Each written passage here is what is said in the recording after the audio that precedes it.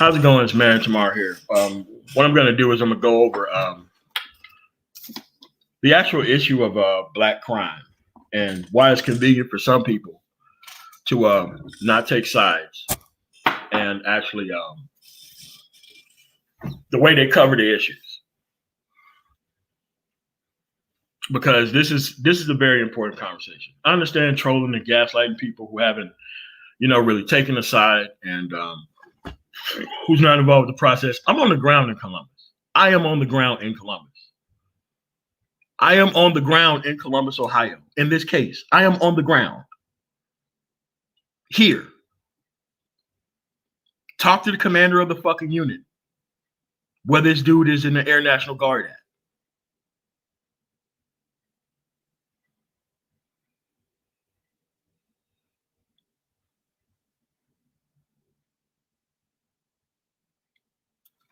These dudes are only covering this shit to just talk about Black Lives Matter and black women and what they're doing.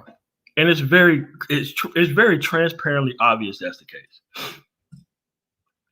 Every case is an individual case.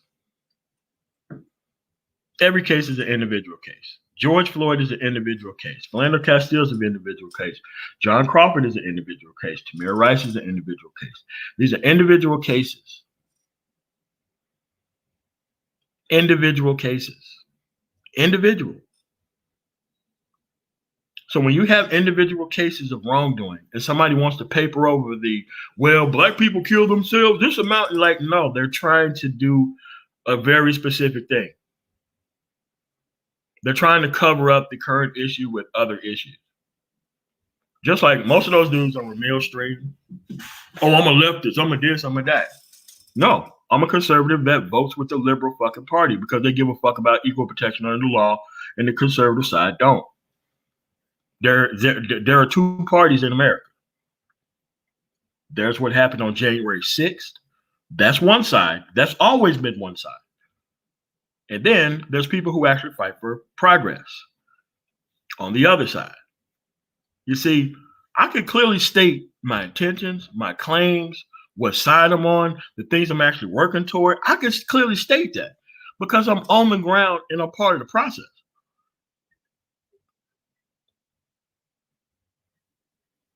There's a difference between a guy who shoots an infant and ends up getting off for it and a trained professional who uses their use of force model incorrectly and shoots somebody.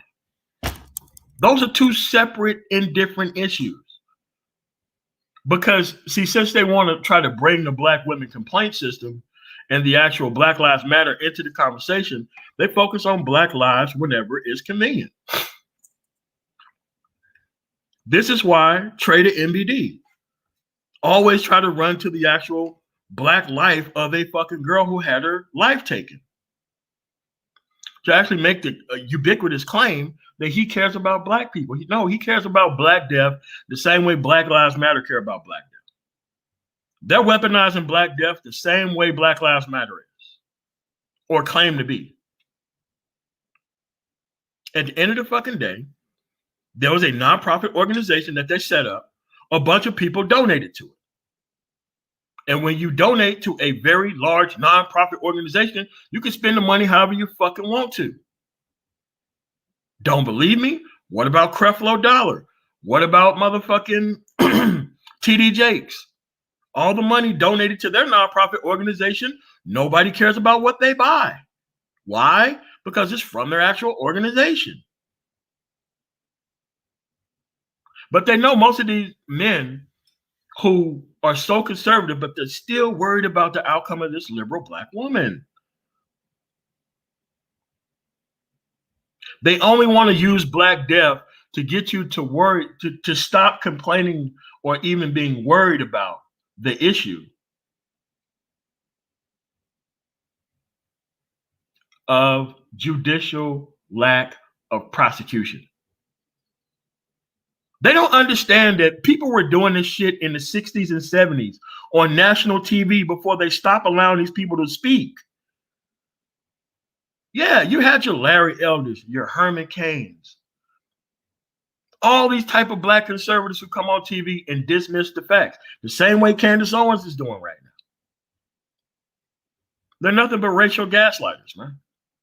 Because they don't understand the issue, which is very simple, and they don't understand the process, which is also very simple. The police right now, because of the George Floyd conviction, right now they're putting together and releasing the video of what happens very quickly. You normally don't even see that kind of stuff unless there's an actual investigation open and there's a conviction. We have seen progress. But if your idea is to just talk about one side of the issue while acting like you're not on the right, most of these dudes are on the right. They are.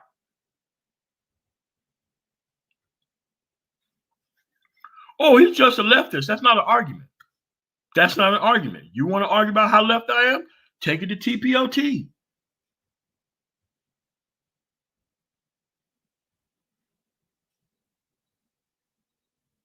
These issues isn't hard. It's just that they don't understand that there's a whole group of people who've already tried all this shit before and who's very successful at doing it and made a large following for themselves. None of these guys are organizing anything, but they want the actual benefits of what's being organized around.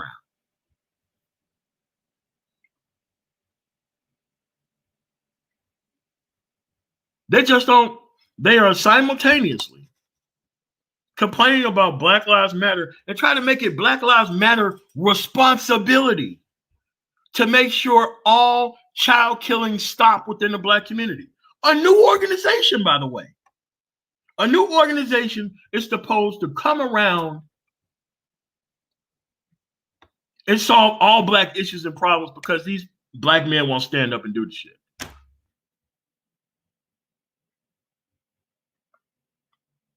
This is crazy. And like I said, the helmet class motherfuckers are the people who are going to be left the fuck behind because they don't know how to argue issues.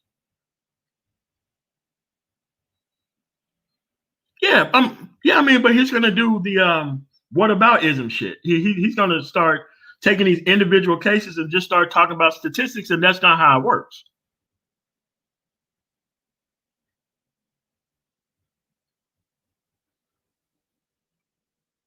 Yeah, because Ramil doesn't know how to debate either. That's the whole other thing. Yeah, they want Black Lives Matter to be more responsible than the trained professionals who went into that field to actually do their job. That's the issue.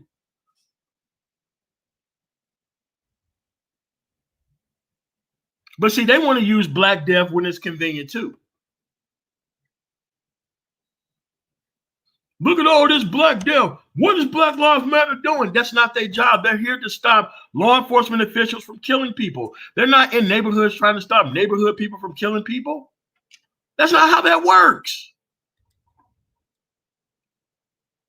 That's not how that works.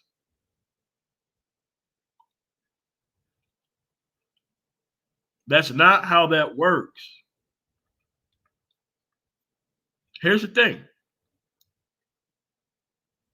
On a separate instance, if George Floyd was actually guilty of something, which he wasn't guilty of shit, the $20 bill wasn't even fake. They wasn't even concentrating on that because there was a greater crime committed and everything that happened before the crime don't matter.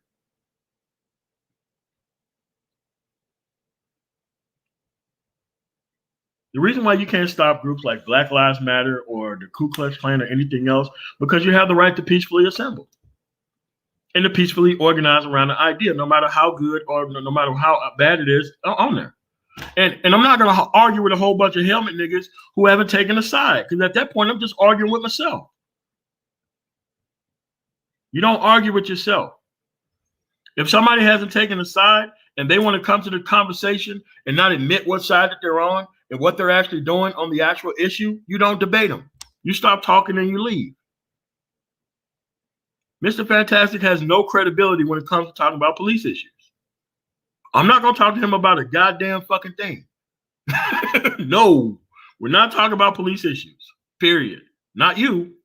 He was the one who said that he was a better expert than the cardiologist, the pulmonologist, And two, the actual doctor who pronounced George Floyd dead and the coroner who said how George Floyd died. When a person says that he's a bigger expert than all that, you don't talk to him about police issues. And let me tell you about the gaslighting, nonsensical thing that they do around these issues and topics. What's wrong, DC? So you have to realize that they're right-wingers. They're right-wingers. There's two groups of people. There's January 6th. There's Marjorie Taylor Greene. There's this dark-haired Boebert lady. And then there's the rest of America. They thought that they was just going to throw their vote away. And they're consistently wrong about everything. Because everything leads back to this liberal black woman, one way or another. One way or another. She's out organizing black men. She's out doing all this shit. Why are they taking a side? They always talk all this pocket watching shit. They had no problem pocket watching this fucking lady from Black Lives Matter when she bought a fucking house. The same person who was talking shit about how people was hating on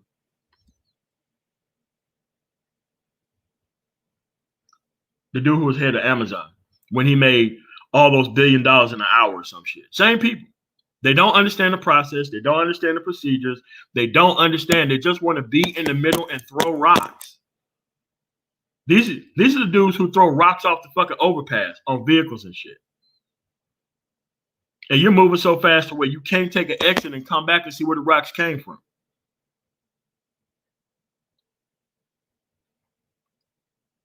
This isn't hard, folks. You better have a fucking side picked out. You better be out here fucking organizing. You better be on the front lines doing shit.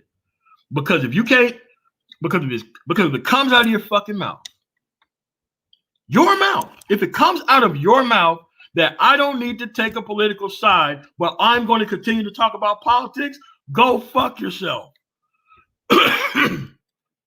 That's not how it works. I want you to point to me what group of people in America didn't take a side and got things done for their actual group. But see, Curls, that's the thing, man. They don't qualify for the Candace Owens, man. Conservative women don't want these liberal dudes either. They know what liberals are.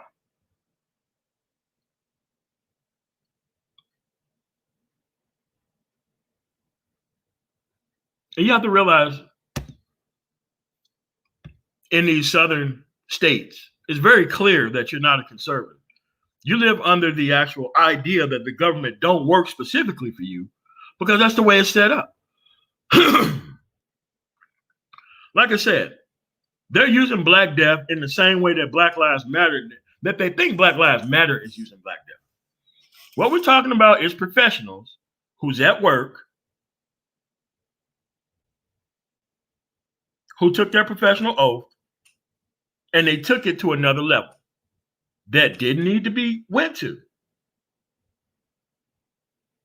Even if you changed all of George Floyd's into Philando Castile, John Crawford's, and Tamir Rice's, guess what you have at the end of that? Police using their training in a way that they would never use in any other case if the clientele had been anybody else. That's what the issue is. When professionals abuse their power at work.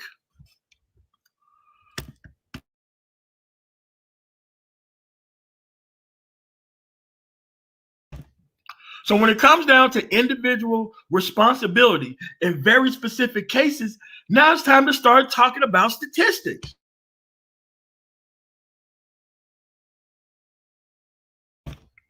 And that's what they don't get. This is why people are not calling on these motherfuckers to go on national TV. Because remember, they don't have a side pick. If you don't have a side pick, and if you don't have a track record, nobody's going to invite you on. Now, you can invite a whole bunch of dumb motherfuckers on and have this conversation in front of people who haven't taken a side and who don't know shit about the process, but still want to engage in a conversation anyway. I'm not going to be a part of shit like that. You got to stick to the topic and issue. It's an individual thing. It becomes a group thing in certain situations, but not the way they're using it. You see, these things are not hard. They're not hard. The women issue is a both sides issue. Name me the people on the side of the conservatives who has a majority Supreme Court 7-2, by the way.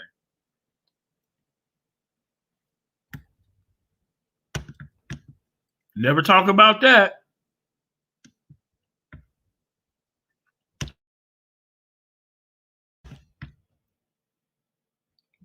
Yeah.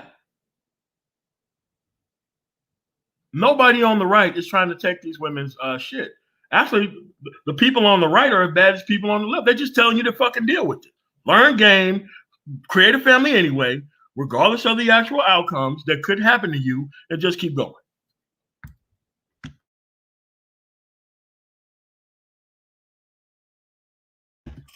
Even if you took the right of abortion away, that's not going to give you a new group of women to deal with. You still is going to have to move on to a different group of people who didn't have that type of culture inside of them.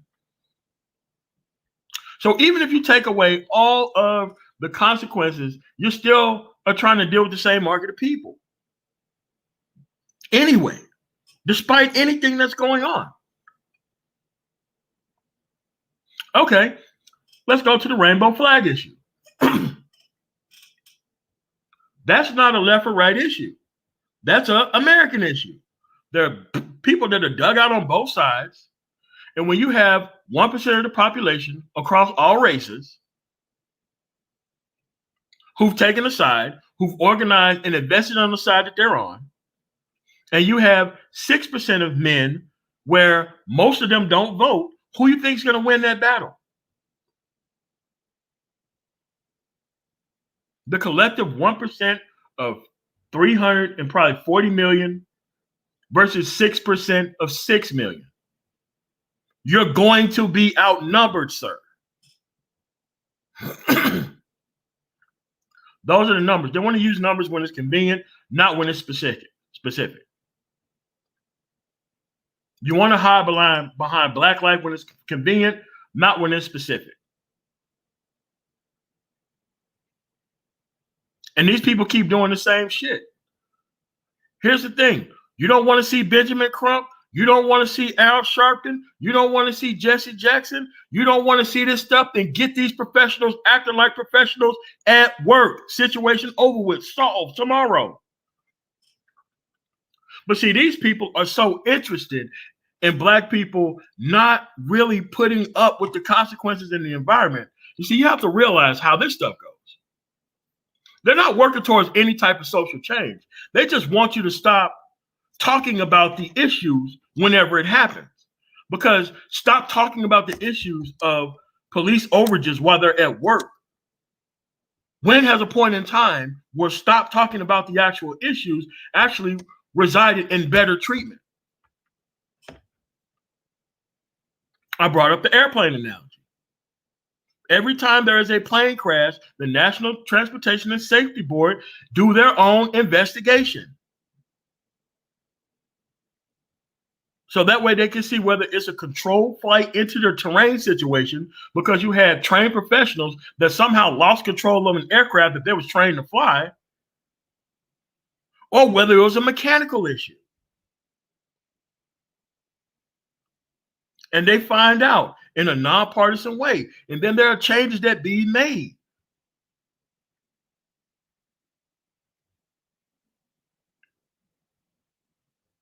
There are circumstances where light bulbs, lack of lubrication on simple joints caused an entire plane to crash.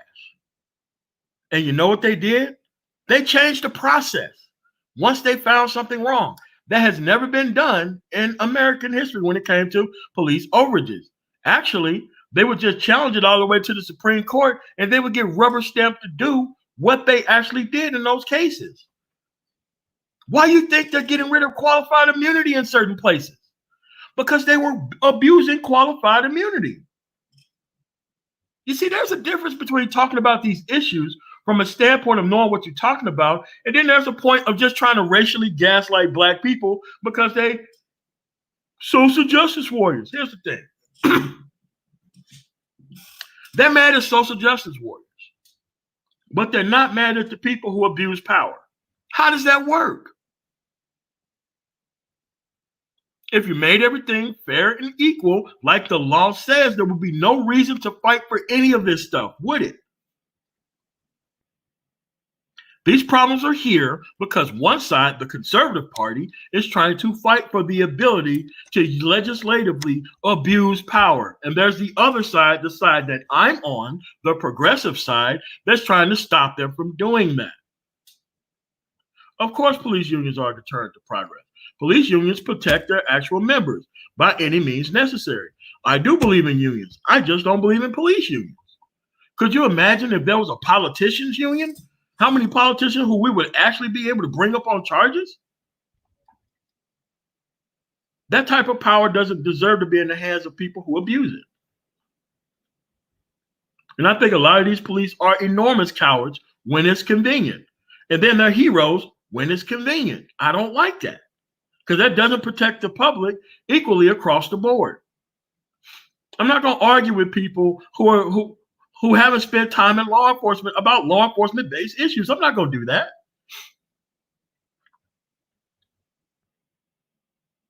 There's no reason for me to do that.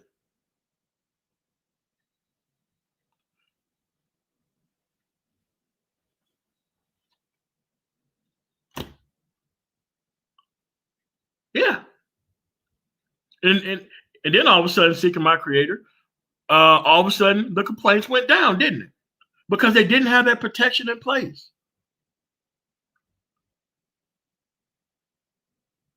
These are not hard issues. But if you want to try to talk about Black Lives Matter and you care about Black lives all of a sudden, nah, man, not buying it, bro. Not buying it. And if we're going to have a debate, me and Ramil, we're going to talk about the issue. And if you don't want to talk about the issue, you want to talk about all these stats and statistics, I'm going to pull off on this ass like I did Green Gorilla. Out of there. We're not going to play this fucking game. You're going to talk about the issues, how they fucking are, and you're going to prove to me that you're taking a side. You're going to prove to me that you are actually working towards some type of success. Because anybody can work towards stagnation by falsely presenting issues in ways that they're not need to be presented. Which is how Black people work. They say anything to win an argument. They don't give a shit about the argument in total. They don't want to solve the actual issue. Yes, most of this shit is Black men based. It's not the Black women over here fucking up shit for Black men. It's Black men fucking up shit for Black men. It's fashionable to be a guy in the middle but have nothing but right-wing talking points in your mouth. It's fashionable to do that.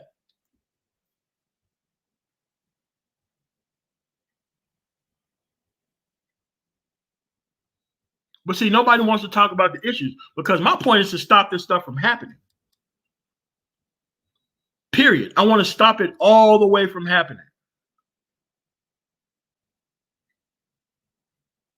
Do you think the Laquan McDonald case would have took that long to prosecute if they would have released the actual video of that guy shooting that person 16 times? They held on to that video for as long as they held on to it. They knew what happened. But see, you can't talk about specific issues, and whenever you do, what about Black on Black crime here? Or this specific case there? And what about this girl that happened there? I'm like, dude, I don't care about those issues because whenever they find that person's going to jail. That person is going to jail. When the police are caught, there is no even investigation. All these complaints about Derek Chauvin wasn't even brought into the courtroom. Did anybody know what Derek Chauvin's blood content was when it came to drugs? No.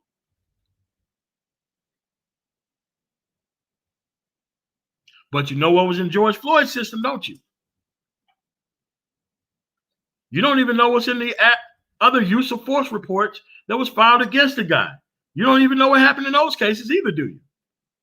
And what do you think what happens if you got so many complaints against you about use of force It escalates until there's actually death. That's how that happens.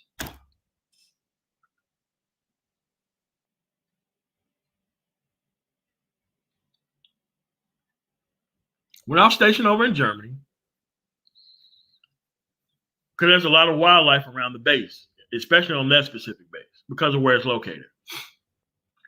And as a cop, you used to be able to pull out a gun and actually shoot wildlife if they got too close to the flight line, because you got planes landing, planes taking off, and you don't want wildlife or like a military aircraft hitting a deer on the way going up, because that could really mess up a whole lot of stuff. So they gave military cops the ability to actually shoot wildlife on site. Then it got abused because people were just going around everywhere just shooting wildlife that wasn't even part of the flight line. And in the military, you have to count for every bullet that was actually used during your actual service of duty. You have to write an entire report on it. But that actual thing was suspended because we had a higher mission at stake, was to protect the flight line. Then you know what happened? We got a new commander. New commander said, I think y'all just shooting animals just to be shooting them. Because all the shots were still being taken by all the same people. So what he said is that, okay, now we're going to bring the report back. You have to write a report based on every single bullet that you fire. You have to take a picture of the animal and all this kind of stuff. You have to provide proof that you actually needed to be able to break policy. You know what happened? One person abused the policy. That dude had no camera evidence of anything, and they took all that dude's strike. And that served as an example that nobody else is going to break policy without proof that they need to break it, because those were the original rules in the first place. And you know what? Most people didn't shoot animals after that point. They didn't shoot them. Why? One, they would have to prove beyond reasonable doubt that they had the ability to break policy in that specific instance. What the police is called exigent circumstances. This is when they can go beyond their use of force measure. Because see, I care about the process. So and it's no different for the actual civilian versus military. So we're going to learn something.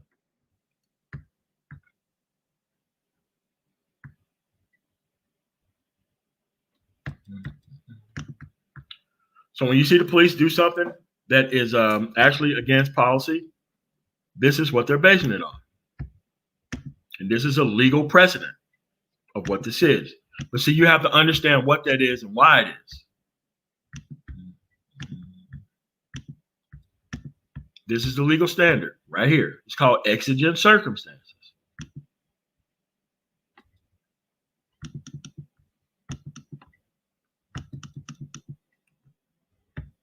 In the criminal procedure context, exigent circumstances means an emergency situation requiring swift action to prevent imminent danger to life or serious damage to property, to forestall the imminent escape of a suspect or destruction of evidence.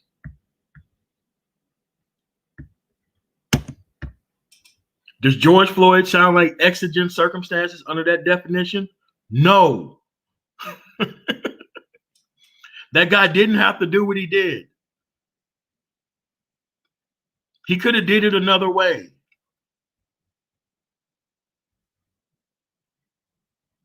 When you have minimum standards and all that kind of stuff, they want to be convenient when it's convenient for them. And I'm just not going to talk to people about that shit, man. Yeah, credibility is over with. Just like I told Fantastic today. You don't have the credibility to talk to me about police issues. Not anymore.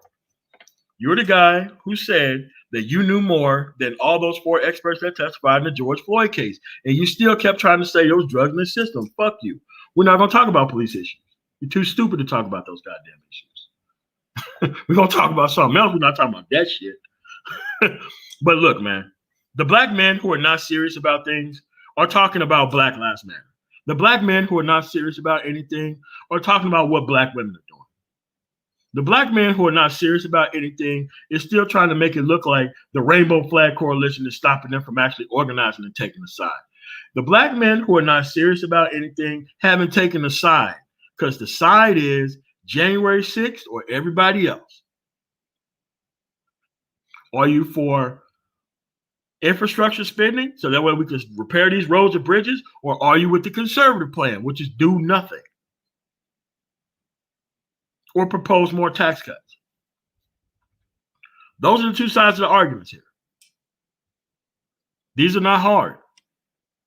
These people are not on the right. There are disaffected liberals in the middle. Liberal men are not worried about things that are not part of their household. Conservative men aren't either.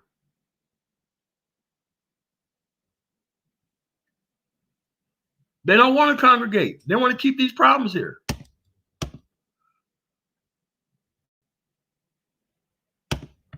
But individual achievement because of these problems that are in place, that counts as actual black progress for them. Pandering to a whole bunch of psychopaths and lunatics who don't give a shit about the issues, and the only thing they can tell you that you're a communist, you're on the left. I'm like, yeah, and what side are you on? Oh, I haven't taken a side. Oh, not me. Get my hands dirty? Oh, no, I haven't taken a side. But I'm going to use exclusively right-wing talking points, though. But I haven't taken a side. I haven't organized on the side like, nah, man, I'm not me, get my hands dirty? No, I'm here to troll.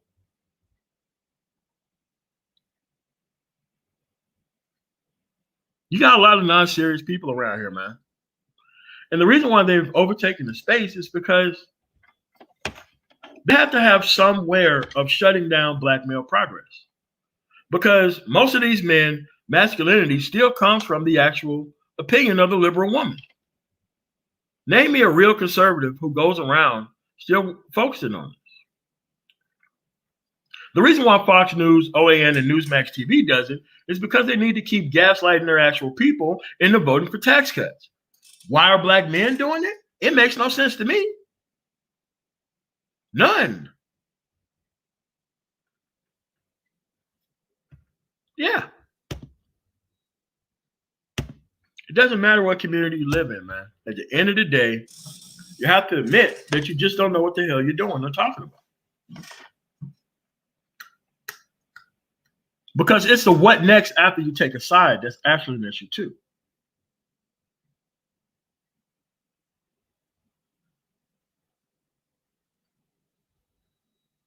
It's very easy to orchestrate conversations like this, especially when people don't know anything about the issues.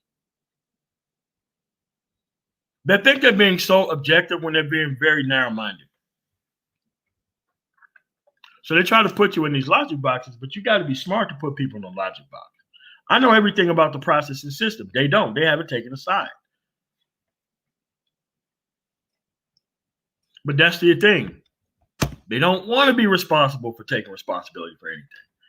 And this is why I don't talk to most of these Hellman dudes, man. They're just too stupid to talk to. That's what it is. After you leave this specific type of cultured individual alone, what's next? After you leave this conversation about being conveniently in the middle but still complaining about things from a left-right perspective, the answer is what's next? They're not even focusing on the Biden Republicans, which has pretty much neutralized the gain in the black male vote on their side. They don't know about that. You want to know why? Because they're not part of the process.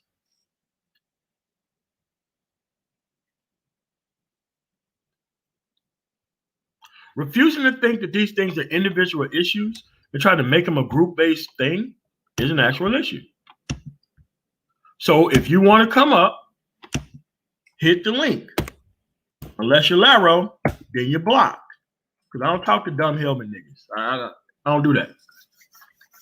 So if you want to have an actual counter argument to what I just said, we're going to move forward. In these individual cases where there's black death, if the person is caught, they're put on trial 100% of the time. If that was not the case,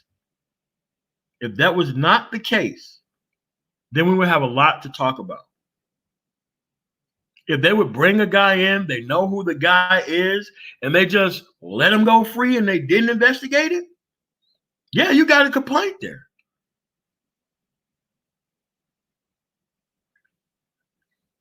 Sure did.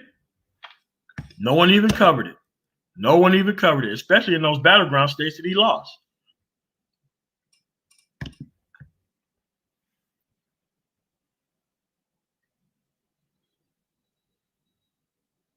Yeah, it's easy to talk all this noise when you haven't taken a side, man. If you haven't taken a side, you're not organizing on that side, and all you got is whataboutism and trying to connect things together that don't belong connected together when they're actually separate, different issues, because the people who are listening, they don't know shit about the issues. They're not invested. They're not involved. They're not taking any action, and they don't have a pathway to completion.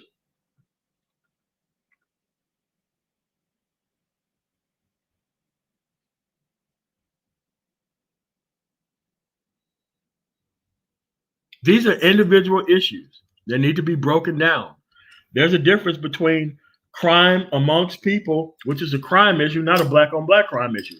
Because if you look at the white on white crime issue, it's just as high. Why? Those are the people that they live around. Those are the people that they steal from. Those are the people that they interact with. If you go to the Latino community, the Latino crime is just as high. Why? Those are the people that they're near. You commit crimes near the people that you're near. The conflict happens to the people that you're near. If the United States was in the Middle East, our country will consistently be a goddamn hotspot. Why? Proximity to people who don't know how to act. This isn't hard.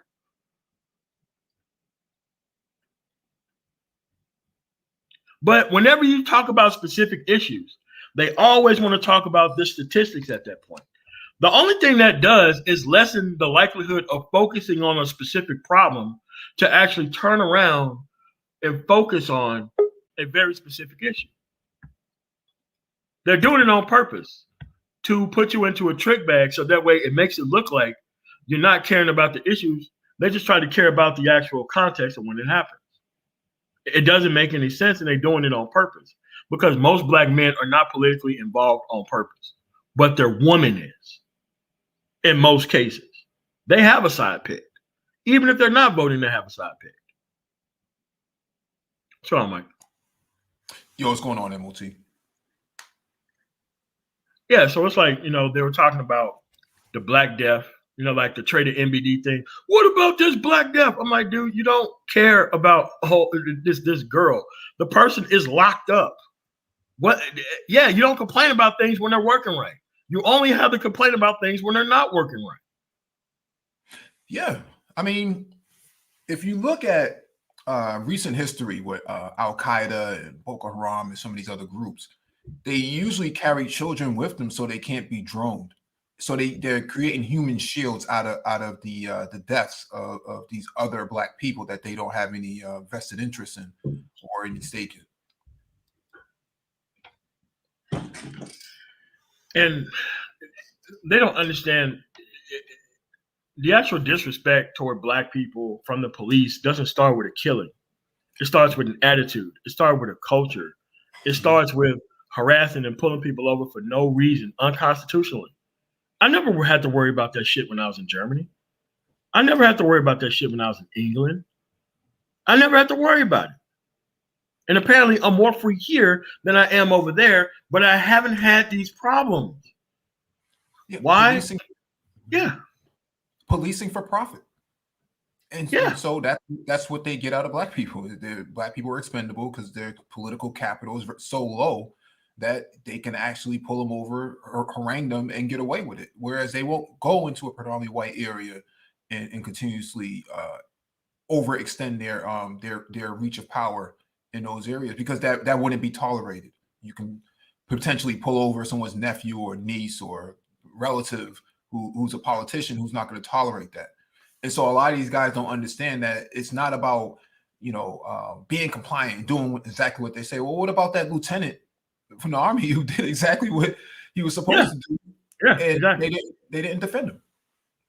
No, they didn't. They didn't defend Philando Castile or John Crawford or Tamir Rice. Yeah. Like, they're here to shut down Black complaint about white overages in the actual society. That's what they're here to do.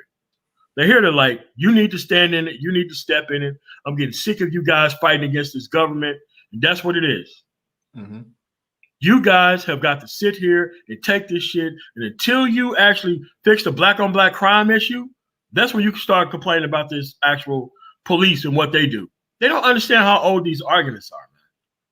Yeah. They kicked all these people off of TV. This is why they're not even allowed to make these points on TV anymore. Yeah. And they don't realize that we had the 80s and 90s full of this stuff on TV. Yeah, no one's calling on Candace Owens to come to CPAC or Turning Point anymore. No. Out of there. Where's what's this Thomas Sowell? You don't see him at CPAC. You don't see him on well, they call him on Fox News every season or so to come make his gaslighting talking points, but that's that's all it is. Gaslighting and whataboutism. He's a wiffle bat for conservatives, a black wiffle bat. Doesn't really hurt, but it's effective if you can swing it in the right direction. No, when Candace Owens went on that show to talk all that shit, the white dudes didn't say a word. Not a word. And they immediately went to a commercial break and they got her ass up out of there. Mm-hmm. Like, nah, man, drop your shit. We're not going to say anything. We're not going to interrupt you. And then we're just going to leave. Yeah, and these dudes are just like Candace Owens, man. They're just like Candace Owens. Just in male format, though. Sashaying and went around. But when she made the comment about Hitler, it was the Jewish organizations that made sure that you're going to get her out of here. Yeah. AIPAC was not going to tolerate that. And so these guys think that they can go out there in public and make these same talking points, and I'm saying, prove it. Because to them, humiliating and gaslighting and destroying the left is the only thing that matters to them. Nothing else matters to them except for that. Well, what they don't realize is that they are a part of the left. They're not really conservative. They are. They're not really a conservative. Using their talking points and living the lifestyle is two completely different things. And so, I mean, Tim Scott, as conservative as he is, or even Michael Steele, as an example, as conservative as he is and as much tenure he has had within the conservative movement, they shut him down. How's that going to work out for you? Let's say you. But see, this is what I'm talking about. So if the actual idea of Black progress is about the woman getting her shit together and respecting them before they do anything, because that's what this whole space is now about, unfortunately. Mm-hmm. How is the liberal woman's respect supposed to be the beginning of your masculinity? How is feeding yourself into a sexually promiscuous system as a conservative supposed to actually help you get your shit together and organize as a dude? Yeah, I mean, every community, every sort of demographic has their elite class of people. The people who went and got their doctorates and scientists and engineers and things of that. They're the ones who keep the society going for them, for their group, for their demographic. In the black community, it's the opposite, man. You got guys trying to predicate their success as men and their masculinity on the validation of a liberal woman and then complain about the left. How does that make any sense? What's going on? But this is where we are. Yeah. The problem is that if the woman is not the idea, now you have to prove what you've been doing with all your time. Yeah.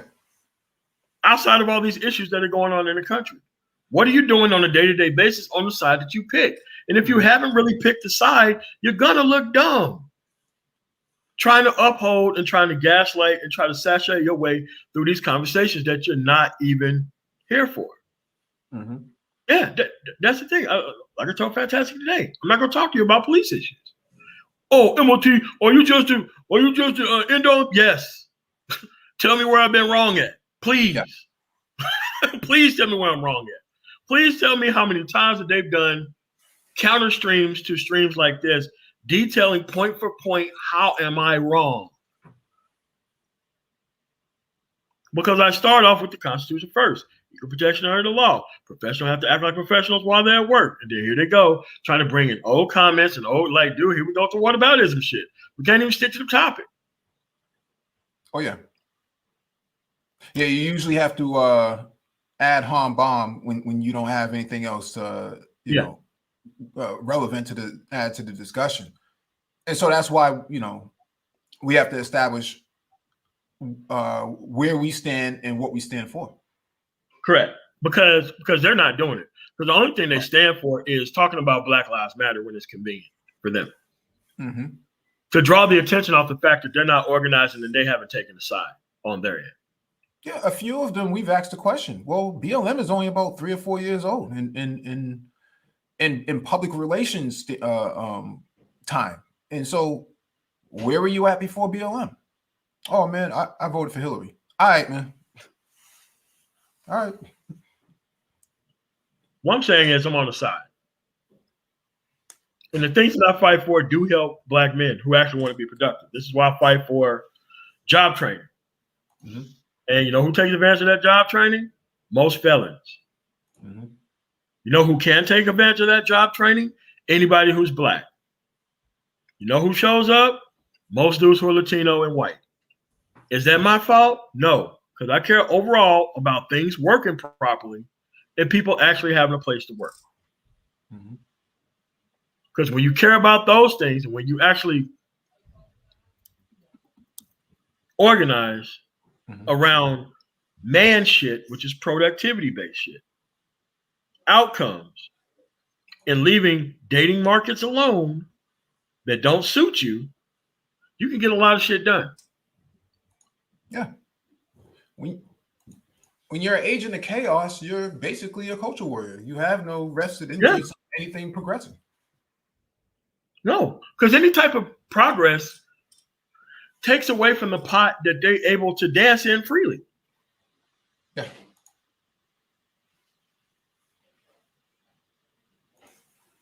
I want to see these dudes organize around the Anglo-Saxon party. That's what I want to see them do. Even Mitch McConnell and the rest of the Tradcons have distanced themselves away from the party itself. How are you going to integrate yourself into that party? You're always going to get Super sticker Justin Martin. Yeah, like what they don't get is that when you have a side, people can invest in you when you have a side. Right. Chosen. Well, all those people gave him money. Why are you concerned about those people? I never got concerned about the NRA. There's going to be so much death on their hands to where people were already in the favor of doing background checks on these people. And this is why the first thing that they do when people get those guns and they do those mass shootings, they see what the process is of how they had the firearm in the first place. Right. And they figure out they had bump stocks because, look, the guy who did that shooting in Boulder, Colorado, hit with 45 new felonies. Why? Had all these magazines that he wasn't supposed to have. And what did this dude end up doing with all that ammunition? He ended up using it on people. For no reason.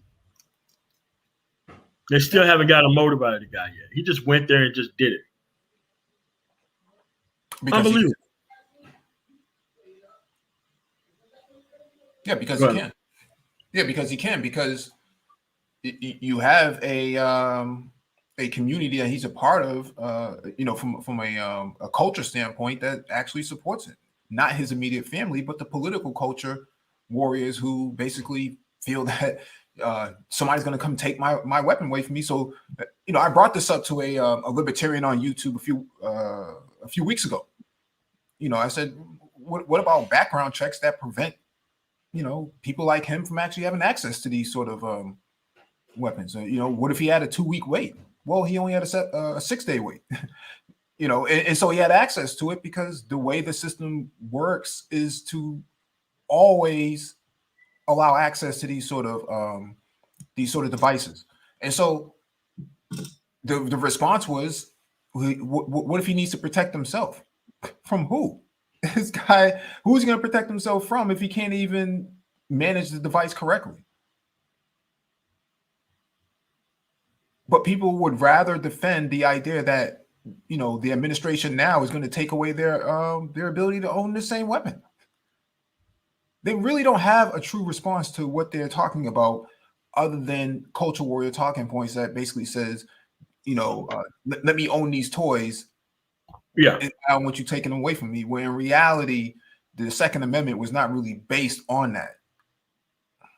No, you know, it was based on having a standing army to actually protect them from like armies coming. I mean, because, you know, it's a long ass way to come, but, you know, the East Coast can be easily destroyed by people just surfing in there and just getting there.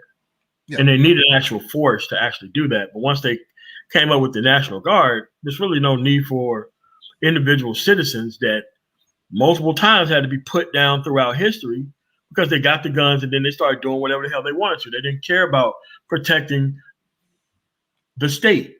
Mm-hmm. You're supposed to be protecting the state with the weapons. They don't just have you to have weapons so that way you can eventually mutiny the government. Like, that should actually disqualify you from owning firearms, period. That type of thought process. Yeah. It's no different than my body, my choice for them. Yeah. My gun, my choice. No, I missed the I guess the fireworks that was over there. I didn't get a chance. Nah, it's cool, man. It's cool, man. It's a helmet stream, and once the helmet turns into a titanium helmet of dumb niggas, you just get out of there, man. No, I just told him this is what the issue is about. These are individual cases. You don't use Black Death and try to make it look like Black Lives Matter is responsible for some dude shooting a child in the community. That has nothing to do with that specific case. Yeah, BLM is an organization.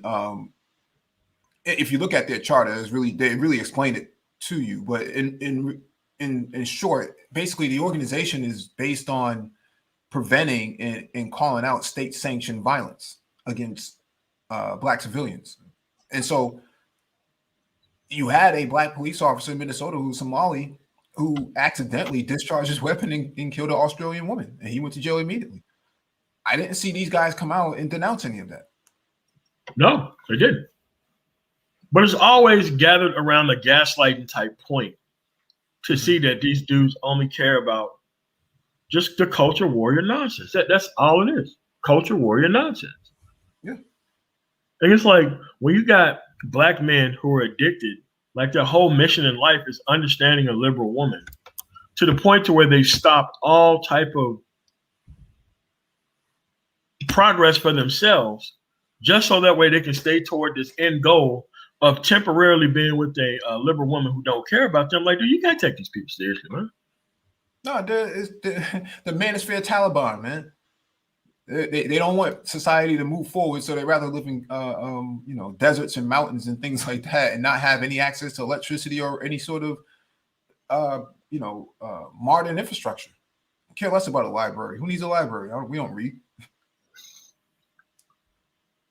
We can game our way through this. We can alpha our way through this.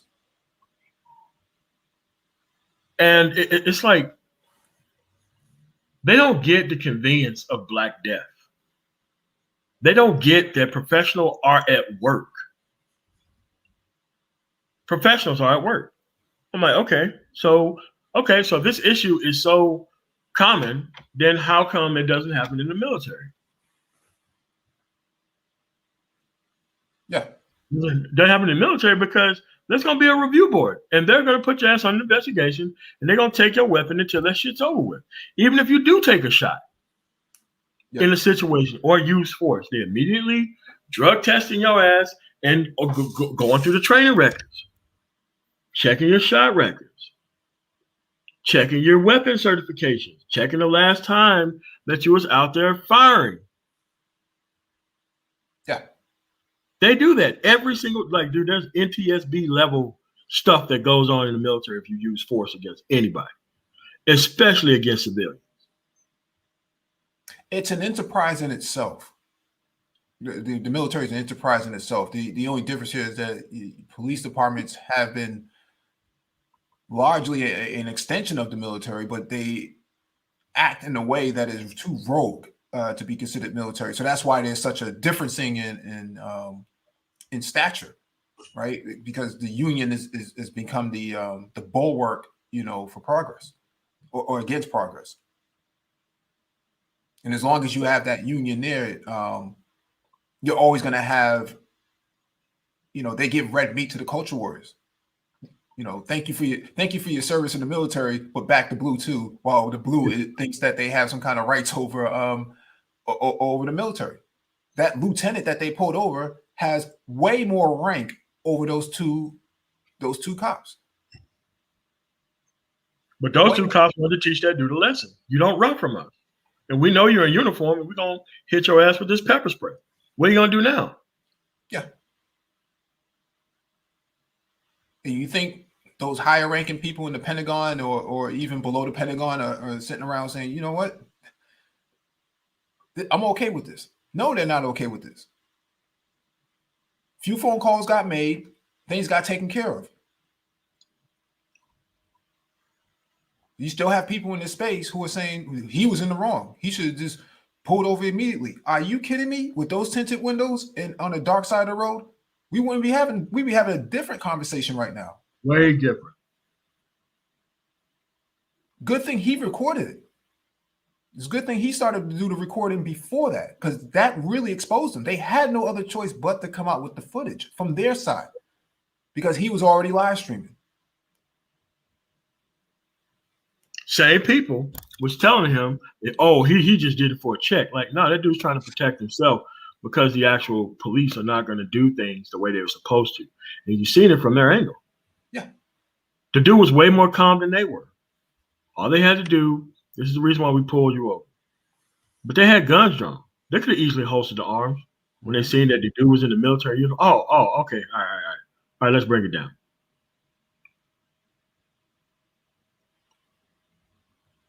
Dude, they don't care about these issues. They get upset, mad, frustrated, and pissed off when your black ass is trying to change white America. They try to make them do what's in the damn law. And before you do that, you better fix all these black issues before you even complain about white people shit. That's all it is, man. That's all it is.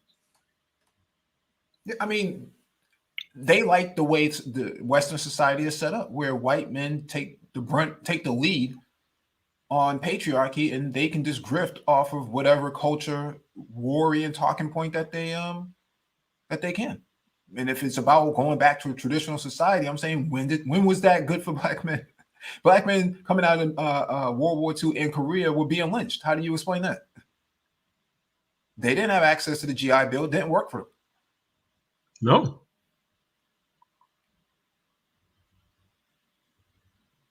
And so you the ability to have these discussions requires a lot more in-depth knowledge, if not of the experience, just the legal structure itself. I mean, Derek Chauvin took the $20 bill. I don't know if it was him or whoever his partner was, and they put it inside of a yellow envelope. That should have been the end of it. Yeah. Why is this dude being handcuffed? There was no reason to put handcuffs on this guy. They should have just took his information. You have a nice day. Do you need a ride home or something like that? We can escort you home. We can call you a cab or call one of your family members to come pick you up. But clearly he was walking around the store able. He had an able body. There was nothing necessarily wrong with him in that capacity where he couldn't function. He drove his vehicle there. So how can you say that, he had 10 times the amount of drugs, of narcotics in his system that a human can actually take, but yet he was able to function around the store just correctly and knew how to pull out a $20 bill? That defies all logic. The dude was addicted. They brought his girl on to talk about the tolerance level and all that kind of stuff. But the drugs in the system had nothing to do with the actual outcome of the death. That's something that the actual defense needed to prove. That was their side of the case. Yeah. Yeah, but to use that in a debate on here, yeah, crazy. Yeah, that's just crazy. That doesn't make any sense. What about his face being mashed into the ground? His nose, the cartilage in his nose being broken, for that matter. Don't care. Yeah. Yeah. They don't understand the nuances of the issue, because once you start being very specific on issues, it just becomes an entertainment show. It becomes an entertainment show, kind of at that point. So they try to, Sotomayor they way through the shit by pandering to white folks and shit for a goddamn audience. And helmet motherfuckers who don't give a shit about the process. And then they want to have a specific conversation. Like, man, get the fuck out of here. Y'all don't know what y'all talking about on this issue. Period. Yeah, to create the shock jock moment. Not everybody can be starring Buck Wild, man. That doesn't work for everybody. And to do it in this space would take away a lot of your credibility. All your accreditation would be null and void going forward. No one could ever have a real conversation with you about anything critical, even if it's just about climate change and the weather. Yeah. Hold on a second. Yeah. Somebody's up here. So.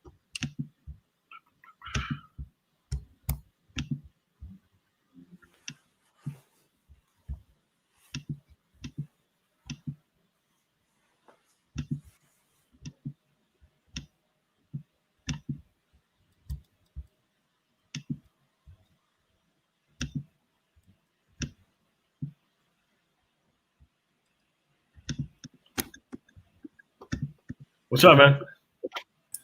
Hey, can you guys hear me? Yeah, I can. Okay, so basically my question is based upon what you guys are saying, I'm noticing a breakdown in trust amongst police all over. So as a black man, I live in a majority white neighborhood, and I'm seeing the same level of distrust. And so what I wanted to see from you guys is, how do you guys see things going forward? Like, because this is the way things are and they're constantly changing and there's less and less trust for the police, because when you do rely on them, there does seem to be a long wait time unless you're in a really fancy neighborhood, which most, people don't live in that situation. Where exactly are we heading as far as, in the near future and beyond? How do you guys see things playing out, just to get an understanding? Yeah, for me personally, this is a police issue that they started, that they can solve by themselves. There's nothing that we need to change as citizens. All this stuff happens because police chose to be irresponsible and unprofessional in very specific cases. The police are trained professionals. These are not people who they picked up from somewhere. They don't go through, they go through training. And depending on who the clientele is, that's how differently that they act. They just have to raise their level of respect for the people that they police to act as if I'm a white woman or a white guy and treat me like that, rather than treat me in a very different way because they got away with it in the past. What people are actually seeing is actual cognitive dissonance. Oh, black people wasn't lying all that time when these things were happening. Look at how they treated this soldier. They didn't seem to care about that guy. Look at what they did. All these people yelling to get off that dude's neck. They didn't do anything about that. That guy didn't seem to care. He looked right into the cameras as they were filming and didn't care at all. So like I said, this is something that has been started by the police, and it can be ended by the police itself.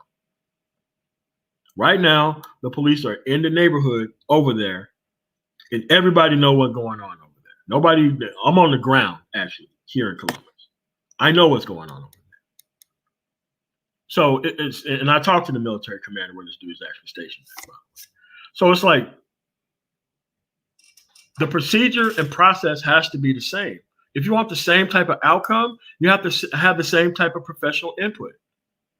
The same. Like, no matter what military installation you're on, unless you're at like Area 51 or a missile silo base or a nuclear control space, all those are shoot to kill, different type of circumstances. Other than that, you have to act like any other police person exhibiting, protection of the president. But other than that, you have to act like a rational human being who has to be held responsible for all your actions. This is what training is for.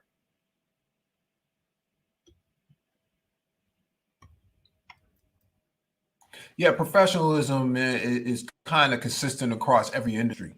I mean, you can never be working at a nuclear facility and be incompetent in there. There's a lot of certifications that need to be passed, and different sort of ongoing learning and things like that. I mean, you can't just be doing certain things just because you felt like doing it at a certain time in a certain place.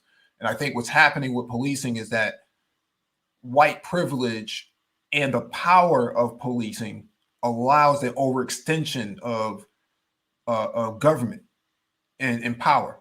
And so the two in combination are creating a fusion for a specific group of people, which happen to look like you and I. And that's where the problem is that I see on the ground. I don't see predominantly Black police departments going around shooting white people, white civilians. I don't see it. I've looked through police activity for the last 2 or 3 years. I have not seen any case, any incident that has been recorded of predominantly Black males in law enforcement taking down white civilians, in shooting and abuse. I don't see any of them. I only see it coming from one group. Now, some people can say that. Group. Excuse me? Against another group, very specifically in most of the cases. Yeah. Yeah, and that's where we are with this. And I'm saying the way we can actually solve a lot of these issues is actually coming up with a civilian review board. All of this money that they're doling out to all these wrongful death suits can actually be used and spent putting people in those communities, in those neighborhoods, on civilian review boards, looking at all of these sort of events and taking away some of the responsibilities, like engaging, mental health patients and things like that. I think in Denver, they have a new pilot program that's been going on since last year for dealing with nonviolent, non-emergency incidents. I know in Seattle, I think it's called Cahoots, but in Denver, it's something different. It's a different name altogether. But the point of the matter is to come up with parallel structures that actually benefit the people on the ground and take accountability, from the civilian. Like George Floyd, where he's being put on trial for a case that is about Derek Chauvin. That wouldn't happen anywhere else. Yeah, and so it's like Enoch Robinson. You see, that's how you solve an issue. What's going on, Village Arsonist? You have a question, we answered the question, and we gave a solution. We didn't piggyback, we didn't try to throw people in, we didn't do any of that stuff. The only thing we did was directly answered your question. And we can directly answer anybody else's question in the chat who disagrees about this issue, because this is a very simple issue. It's a police professionalism issue. Well, I agree with what you guys are saying, basically, but my question is more or less, how do you guys see things playing out? So, like, I guess what I'm trying to understand is it just seems like because of what's going on and because a lot of people want to have that, what's the word I'm looking for, that strong, ability to do what they want without accountability, without being challenged. A lot of people don't. And structure without structure. Like the only thing you can do in those situations, Mr. Robinson, is to individually punish the people in those situations who do the overages itself. That's what the blue wall of silence kind of took away. The blue wall of silence protected most of the bad people in the actual police department. I'm sorry. It really gave all the power to the people who do the overages in the police department at the expense of everybody else. Like, there's no whistleblower protection for like police officers. You can't go to somebody else and kind of snitch on a police officer. It doesn't even work that way. You have to go up the chain of command. And once you give an actual complaint, you easily get ostracized and kicked out of the force if you don't uphold the blue wall. This is why we need to add whistleblower protections to actual police, so that way there can be a non-consequential way of testifying against them. Because most of the use of force complaints always come from the same very small group of people who have the protection of the entire group. And when you have people like in Black society, that's what they want set up. They want the actual protection of the Catholic Church, but they don't want to follow the Catholic teachings or any of all the other stuff. So they just want to be the biggest liberal who get to act however they want to just so long as they're not held responsible to any type of actions and activity. And that's what we kind of have here with the, I don't knock a dude hustle and all that kind of dumbass shit when it comes to actually doing things that are wrong. That's a good point about the whistleblower clause, because that would have protected somebody like Chris Dorner, who actually blew the whistle and they ended up killing him. Yeah. Again, like after all these cases happened, Ms. Robson, there should be NTSB style investigations, especially when the police are in their dead wrong like this. And then there should be policy changes across the board for all police in America that they're going to have to comport to. And just like in those plane crashes, they're always find to be two issues: professionalism, training, and experience of the pilots, controlled flight into terrain issue, or there's mechanical failure that led to the death of everybody on board. In every single case, it comes down to those two things. And we need to have those type of review boards locally that has national kind of power itself, so that way you can bring this stuff under control. So that way, when a Somali guy shot that lady accidentally in Minnesota, he went to jail right away. He got them charges right away. There was no real blue wall, and they really didn't do a good job trying to defend him like they would do everybody else, and he went to jail. Why there was no fanfare because of it? The clientele of the woman and the clientele of the men. That's what I'm saying. In every single case, it should be the same. If they're all part of the same group, because we didn't have this problem in the military. We didn't. You had people who was coming in the scene, barrel rolling in the scenes. Yeah, they got up out of there. The first time they overused force, they lost their stripes and they lost their weapon. How hard is that? I'm not willing to have an unconstitutional police force at the behest of them providing police services. These people are trained professionals. They're public servants. I don't want the fire department having this power to kill. I don't want the health and human services people having the power to kill. And you have to start putting them off of this ledge of heroship and bring them down to the actual individual American citizens that they are. Emily, that's a good point, because the people who were protecting the Capitol, the National Guardsmen, they pulled over 200 people off the line just based off their social media content. Not even, accidental discharges or anything like that. Just off their social media content, who they were affiliated with, who they were subscribed to, what kind of comments they were making. They got those people right up off the line immediately. But in law enforcement, it's not like that. It's the opposite.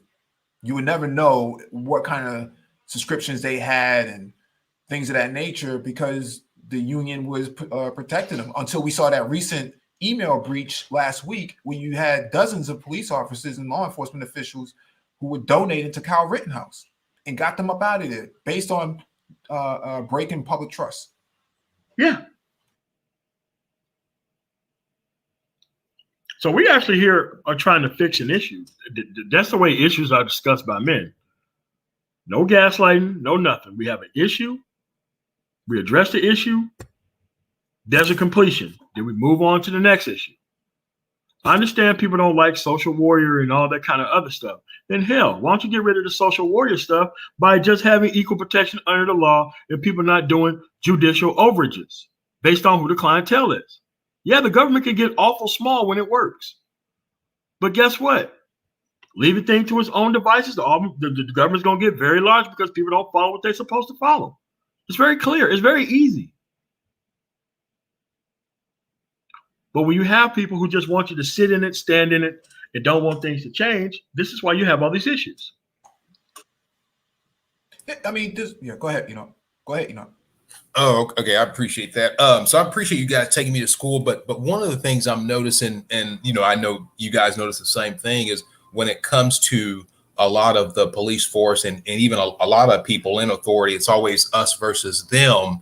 And so it's hard to take that school of thought out of the police, just like the young military man that was pulled over the officer had that us versus them, sort of attitude. And so it's when I think about it, not to sound too much, like a doomer, but like that school of thought is just so heavy. And so to sort of redo the overall policy of police to get them away from that and for them to be more just, it almost just sounds, impossible. No, it doesn't. It doesn't. It does from the standpoint of view of where we're at right now. This is why you got to have leadership, give better training, and to let people know if you do something in a certain type of way, you're gone. But what we also need, in addition to that, Mr. Robson, so that way these people don't end up in police forces and predominantly, rural areas, is we need a police database. Period. If you get fired from a police department, there should be a public database, just like there's a public, like on my credit report. If there's a sex offender that moves in my area, I get an alert on my credit report that tells me that's the case. A certain person is moving in your community with this type of background. The same thing should happen to the actual police. If they get fired from a police department because of some type of negligence, that they don't end up on another police department, even though they have that type of background. So you have to protect the actual public from them going to another place. So that's like another thing. And like once you do these like federal type investigations going on, you make sure that these people can't file for disability, because once they get fired from these things, they go and they file for disability and they get it. And then they go back doing like a private security or something connected to the union. Once you do these things, you can no longer be allowed to have a firearm, period. That's a good point. When you fill out a job application, it asks you, are you a protected veteran or you not? Mostly because you can be Article 5 out of the military, right? Yeah. Yeah. And that's kind of how they look at it. That's kind of how it should be for law enforcement, that you should not be. They removed that because it's a form of discrimination.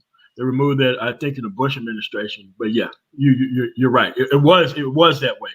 But if you serve like federal time and got like a dishonorable dis that's like connected to federal time, then you don't have that type of protection. But now they just started moving everybody's dishonorable disses to like general honorable conditions, so that way they can apply for benefits and all that kind of stuff now. So that's what they're doing. Yeah. But something simple as that would actually work. I mean, there's a lot of technology that would actually enable that sort of thing. Just like you would get a weather alert text message to your phone or a weather alert pop up on your phone saying that there's a tornado coming. Hey, you got a bad guy in your neighborhood who used to be in law enforcement, and this is what it is. In this specific case, and he got, quote unquote, he resigned, or quote unquote, he got fired for this. This person is not on your police department. Yeah, I don't want him working as a school resource officer. Hell no. Yeah. I don't want this guy working for G4S or whoever it is, that works at the airport, doing security baggage checks and stuff like that. No, we don't need you over there, man. And once you install a system of overall consequences and nowhere else to run to for actual protection, it filters through the entire system. It may seem hopeless now, but it does filter through the entire system eventually. Because I say this, most problems in most police departments are 20 years older than the oldest person who works at the police department.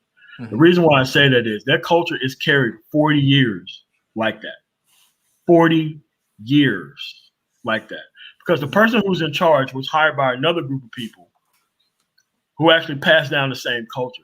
So as you hire new people with the new culture, new protections, and no real protection when it comes to actual negligence and unprofessional behavior, it pretty soon filters out and it changes the entire police force eventually.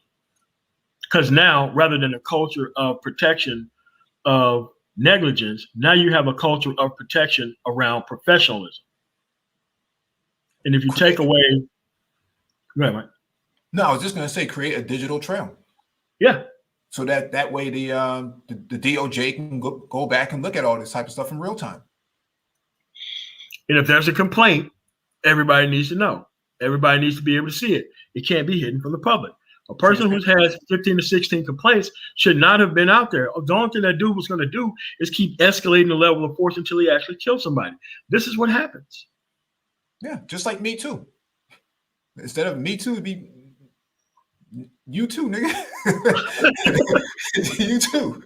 You can get it out here too, man. Everybody, this should be transparency across the board. I mean, we knew about politicians who were involved in scandals and things like that.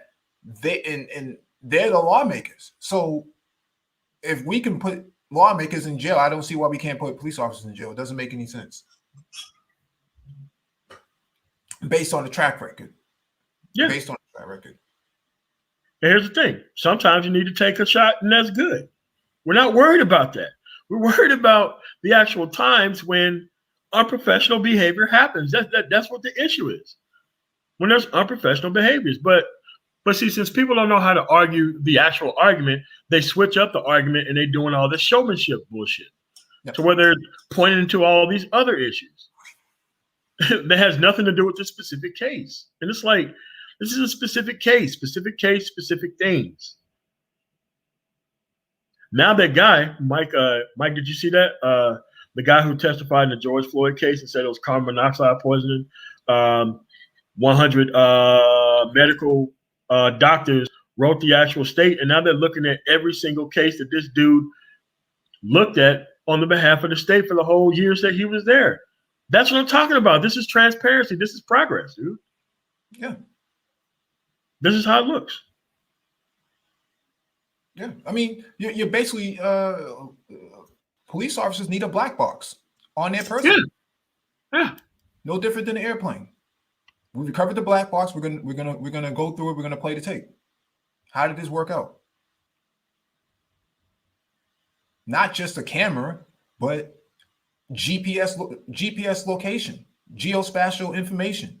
How close was he to the person? Where was he when the shot was fired? You know, how many shots were fired? You know, and so on and so forth. There's a lot of forensic analysis that can be done with today's technology, man. Correct.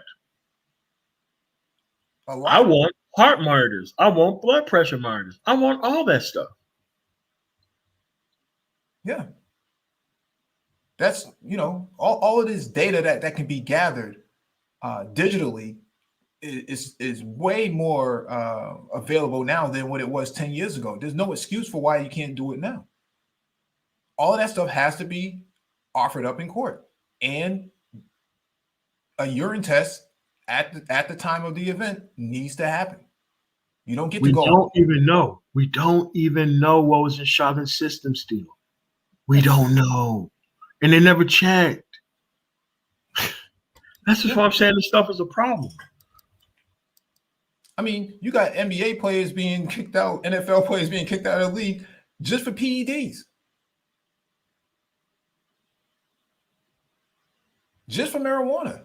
How is it possible that this guy killed somebody and no one takes a urine sample? No DNA? Blood sample? Yeah. So that's how you solve these particular issues, man. By taking away the actual pillars of protection that's there. So the blue wall of silence is like held up by qualified immunity, the lack of whistleblower protection, and an overall culture that protects bad people over good inside of the department. So once you remove all those pillars, the system will eventually clean itself out.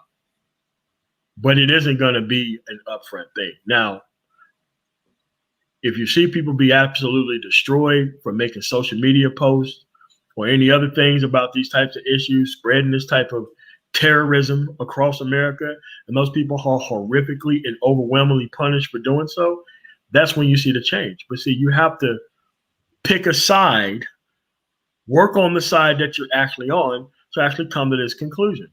Because the people who are against this are conservatives.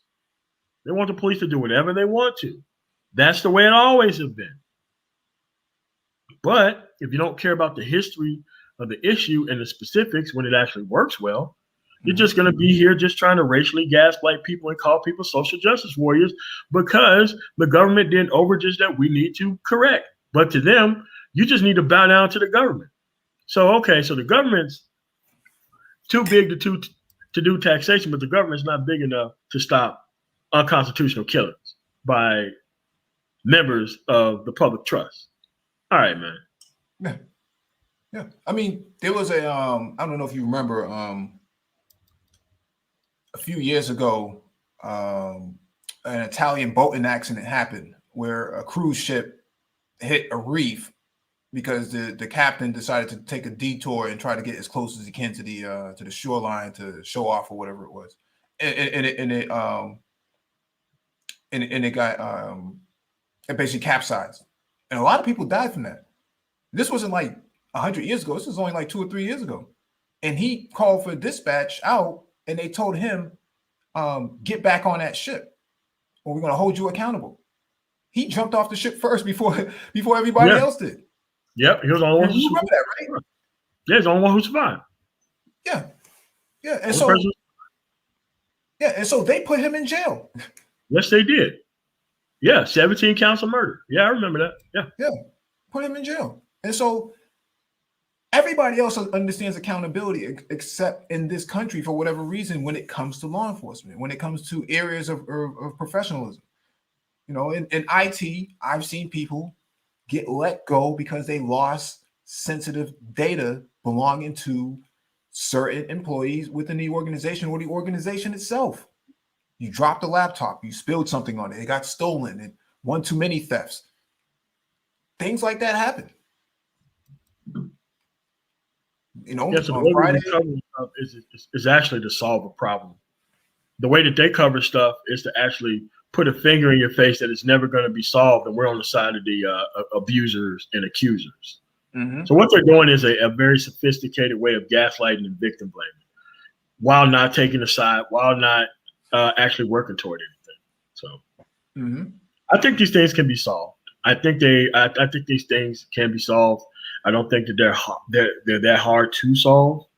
It's just that you got to have other Black men who want to actually do this.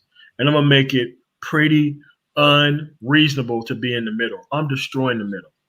You will pick a side. You will. Yeah. So, Enoch, you got any more questions, man, or any responses to what we just said? No, you guys explained things very clearly. I didn't think about we talked about being transparent and having databases and things like that. And that's a really good idea. I would have never thought about that. But at the same time, you guys mentioned another point. What's odd is you said that there was no drug testing. Yeah, none. And yeah, regular, my job, I don't make any money, like less than $13 an hour, and I have to take a drug test. So I think you're explaining points that people don't even know. I think deep down, people think that there's more accountability than what there is, but basically you're teaching us that they really don't have any. So no, that was all. I appreciate you guys having me on today. Thank you. Yeah, absolutely. All right, no problem, man. Thanks for subscribing to the channel, and we're going to be moving conversations in this direction, so that way we can draw a clear, distinctive path between gaslighters, shamers, and actual people who don't care about actually fixing anything, because you got to have answers. If you're going to talk about something, you better have answers to it and know the process. Because, see, Enoch walked in, he didn't know a lot about the process. We wasn't down on him or anything. We just simply explained what our actual intentions were, and we came to an actual solution. That's how these things work. It's not really all that hard, but everybody don't want these problems solved. Everybody just want people to enforce the status quo. Let things stay the same. That's all they're saying, dude. It's a very long road of just looping it back into the actual beginning of the issue. It's not hard. I actually want to see police be professional while at work. I want them under the Uniform Code of Military Justice, just like the damn military. I want it to be very hard for you to be able to act unprofessionally at work. I want it to be extremely difficult for you to do that. I mean, an airplane pilot is responsible for everybody on board. If he survives, he's held to task. There was a movie, I forget. I think Harrison Ford probably played in it. It was a reenactment of an actual event that happened. This guy was it was Denzel Washington. What's the name of that movie, MOT? Where he flew the plane upside down or whatever it was. Oh my God. I forgot, but it's on the Flight Channel. Hold on a second. Yeah. Yeah, but this guy came to work drunk every day, man. Yeah, for a while. Yeah, flying the plane. The only reason the plane stayed in the sky for so long, man, in the way that it did, was because he had a co-pilot.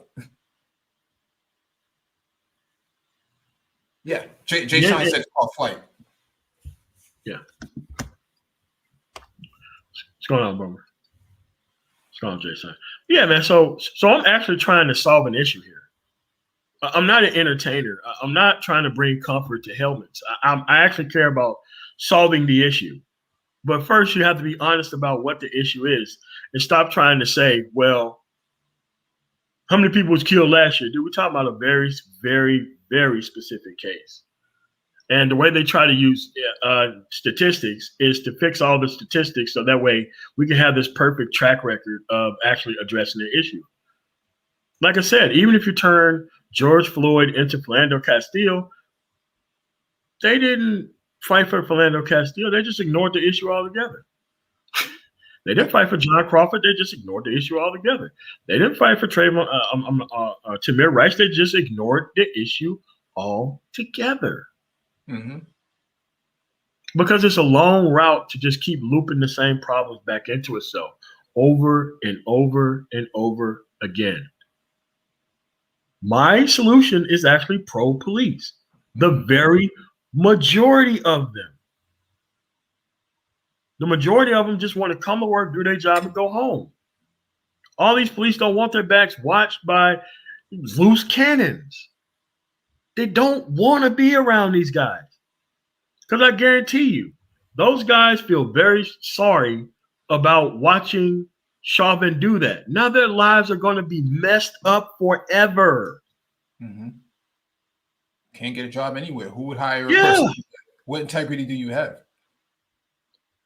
But like I said, once you bring back a culture of consequences, a culture of consequences is how this stuff actually works. And these people are at work. I'm sorry, they're at work. I mean, and while you're at work, yeah, go ahead, man. No, I was just going to say, can you imagine walking into a corporate office like JP Morgan or Bank of America or something like that, and guys are putting in their manhood on Xerox machines and Xeroxing copies, like this really unprofessional in the office. Like that type of stuff doesn't even fly. It just doesn't fly, man. Like I don't think these guys really understand the significance of professionalism. They just don't. It seems to be absent from them, man. Like imagine firefighters showing up to a scene, man, just full alarm blaze. Like I'll get to it when I feel like it, man.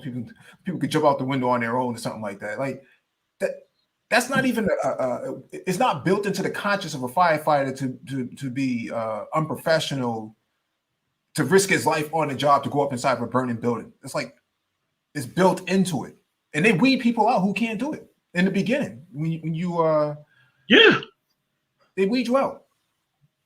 I say this.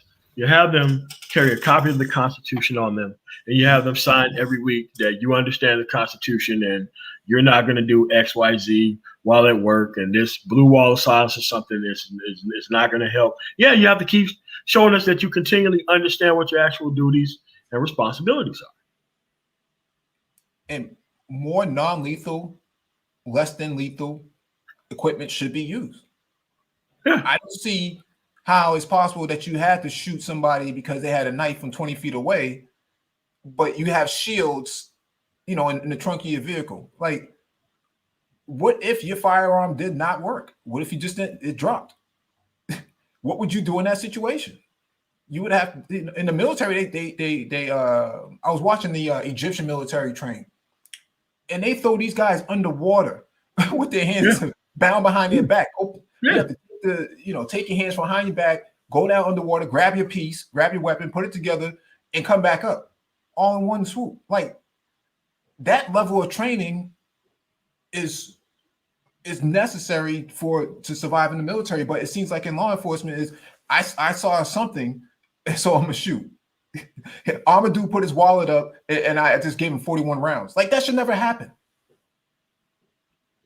That's like getting the blue screen of death, for lack of a better description, on your computer. Yeah, man. Like here's what they did with in the Boulder situation. The Boulder situation, they just waited them out. They didn't go in there, guns a-blazing. They didn't do that. Yeah. They had the place surrounded, had the loudspeakers up, had them all connected. You need to come out with your hands up, man. We're not coming in there. Come out with your hands up. Because, it's an affluent neighborhood, man. They're not having no shootout and all that kind of crazy shit going on in their community. The crazy stuff ended with him. The crazy stuff didn't end with unprofessional police response. Stop giving them federal dollars. Every time you kill somebody, you lose federal dollars, federal support. Yeah. Unjustifiable homicides is what I'm saying. Unjustifiable deaths. Yeah, unjustifiable. But like I said, if you watch the police activity channel, a lot of times they take most of the majority shots are pretty good. The vast majority of them. And it isn't that quick for some of those cases, as you can see. But see, it takes a level of care and understanding the actual issues instead of having the actual concentrating on gaslighting people and trying to talk about Black Lives Matter and try to throw them under the bus because you care about Black life. Get out of here with that, man. Yeah. Talk about the issue without Black Lives Matter. Talk about the issue with picking a side. Not hard. Yeah. Let's pick a side. Let's pick a side and let's get this stuff over. That's what I want. So somebody called you a social justice warrior? Yeah. I guess that's like a culture warrior for them, right? Yeah. Yeah. I mean, so social justice advocates, man, are the ones who are pushing for all of this sort of change in the first place. But yeah, they're not. We know they're not. Yeah. Yeah. I mean, wrongful death is wrongful death. Overextension of law enforcement. I mean, I'm in the tech field. I don't think that these guys, I'm saying law enforcement should have access to artificial intelligence to do their job, because your AI is only as good as the data that's fed into it. So if you have corrupt police officers misfilling reports and things like that, and you feed it into a machine like artificial intelligence, yeah, you're going to get bad results. Bad data in is going to be bad results out. Yeah. I don't want you using artificial intelligence if you're a corrupt organization. That's that doesn't solve anything. Yeah, it's just that, dude, we're trying to get to a better outcome here. And if you can't even acknowledge that there's a problem, then you're never going to get to the actual outcome. Yeah. And trying to make you fix all these other issues that had nothing to do with professionals being at work as an aside to cover for the unprofessional actions, that's not how you argue an issue. It's not. Mm-hmm. So when Ramil asked me, well, MOT, how many people died last year? I don't care. We're talking about this specific issue right here. This shouldn't have happened in this issue right here. The police didn't check those statistics before they started ending up with unprofessional actions. They took those actions because there were no consequences for those actions. That's why they took them. What they want when they ask those sort of questions, what they're trying to do is say less than 1% of the Black population are killed by law enforcement, so it's not that big of a deal.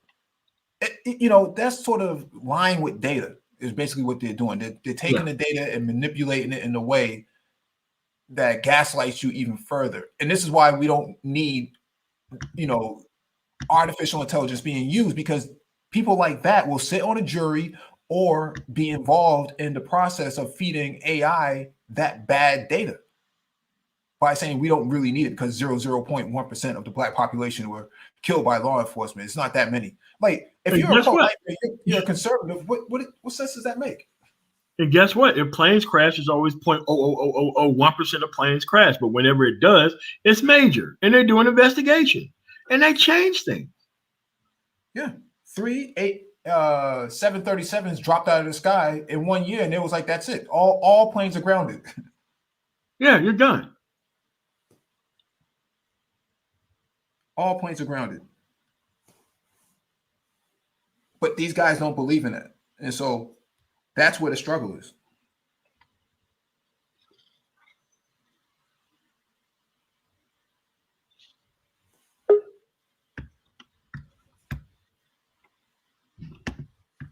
Yeah, Renaissance, go on, man. Hey, what's up, Mike? What's up, MOT? What's up, chat? Not much. Yeah, no, I wanted to quickly add. One of the things that people never really bring up in this whole, deflection of black on black crime is, I was watching TV. They said roughly police only solve about 35% of murders. So when you start looking at something like quote unquote black on black crime, I'd be willing to bet a lot of that is repeat offenders who didn't get caught. And Correct. and when you don't have trust in the community, you can't go and capture those people. So if you actually rebuild trust in the community with police, then you have people who are much more willing to cooperate, and you can actually flush these criminals out and lower the quote unquote black on black crime. But no one. Go ahead. Renaissance, I went over the process. I told people clearly what the process is. Most of the snitches in the communities are the people who sell drugs, the people who use drugs, and the women. Those are the people, whenever something like this happens, that's why they allow them to operate in that environment. So that way, when something happens like this and they get a word, that's how them people find out who the actual person is. They go to the quote unquote OGs in the community, or the actual, sexually promiscuous women in the community, to actually find out what happened. That's why those people are allowed to operate there. Because whenever something happens, these are the people who they go to when everybody else are not reliable on who to go to. Yeah. So I mean that's how you doing, panel? What's up, Mike V? How you doing, bro? What's up, Renaissance? How you doing, man? What's up, TVA? No, so I mean that's part of my whole thing. Is that's why I say when they break that argument, they're just deflecting because they're not really following it through. They're just trying to use it to basically get you away from the whole discussion of, hey, a civilian, was harmed by police. And the other thing in that too is, I mean, when you look at the majority of violence that goes on in the black community, it's going to be in poorer areas. I'm not saying that, innocent people don't get harmed, but when you look at police violence, it happens across the spectrum. It happens to poor people. It happens to middle class. It happens to well-to-do black people. So, of course, that's going to engender more of a response in the first place as well, because you got more people who are going to be affected by this directly. It could be any of you. Well, my problem with it is really simple. When it comes to these so-called conservatives, when it comes to police brutality, especially the Caucasoid ones. The coons too, because they claim to be conservative. They don't know what it means. And the thing is, when you keep an eye on these white guys, these militias, these oath keepers and whatnot, these oath keeper types, these 3%er types, they talk about how they're worried about government tyranny. They talk about how they're worried about certain police officers actually following through with these red flag laws and coming to take your guns because of a court order, which they consider to be unconstitutional. And I would agree. These red flag laws are unconstitutional. So you guys are worried about police abusing their authority. So what the fuck are we really talking about? Like, when black people talk about police abusing their authority and their powers, all of a sudden it's time to shut down the conversation. Whataboutism? Let's talk about Chicago. Let's talk about black on black crime. Bottom line is, there's a difference between an oath sworn agent of the state, taxpayer paid, constitutionally bound police officer killing an American citizen in cold blood. There's a difference between this and fucking gang violence in Southside Chicago. Period.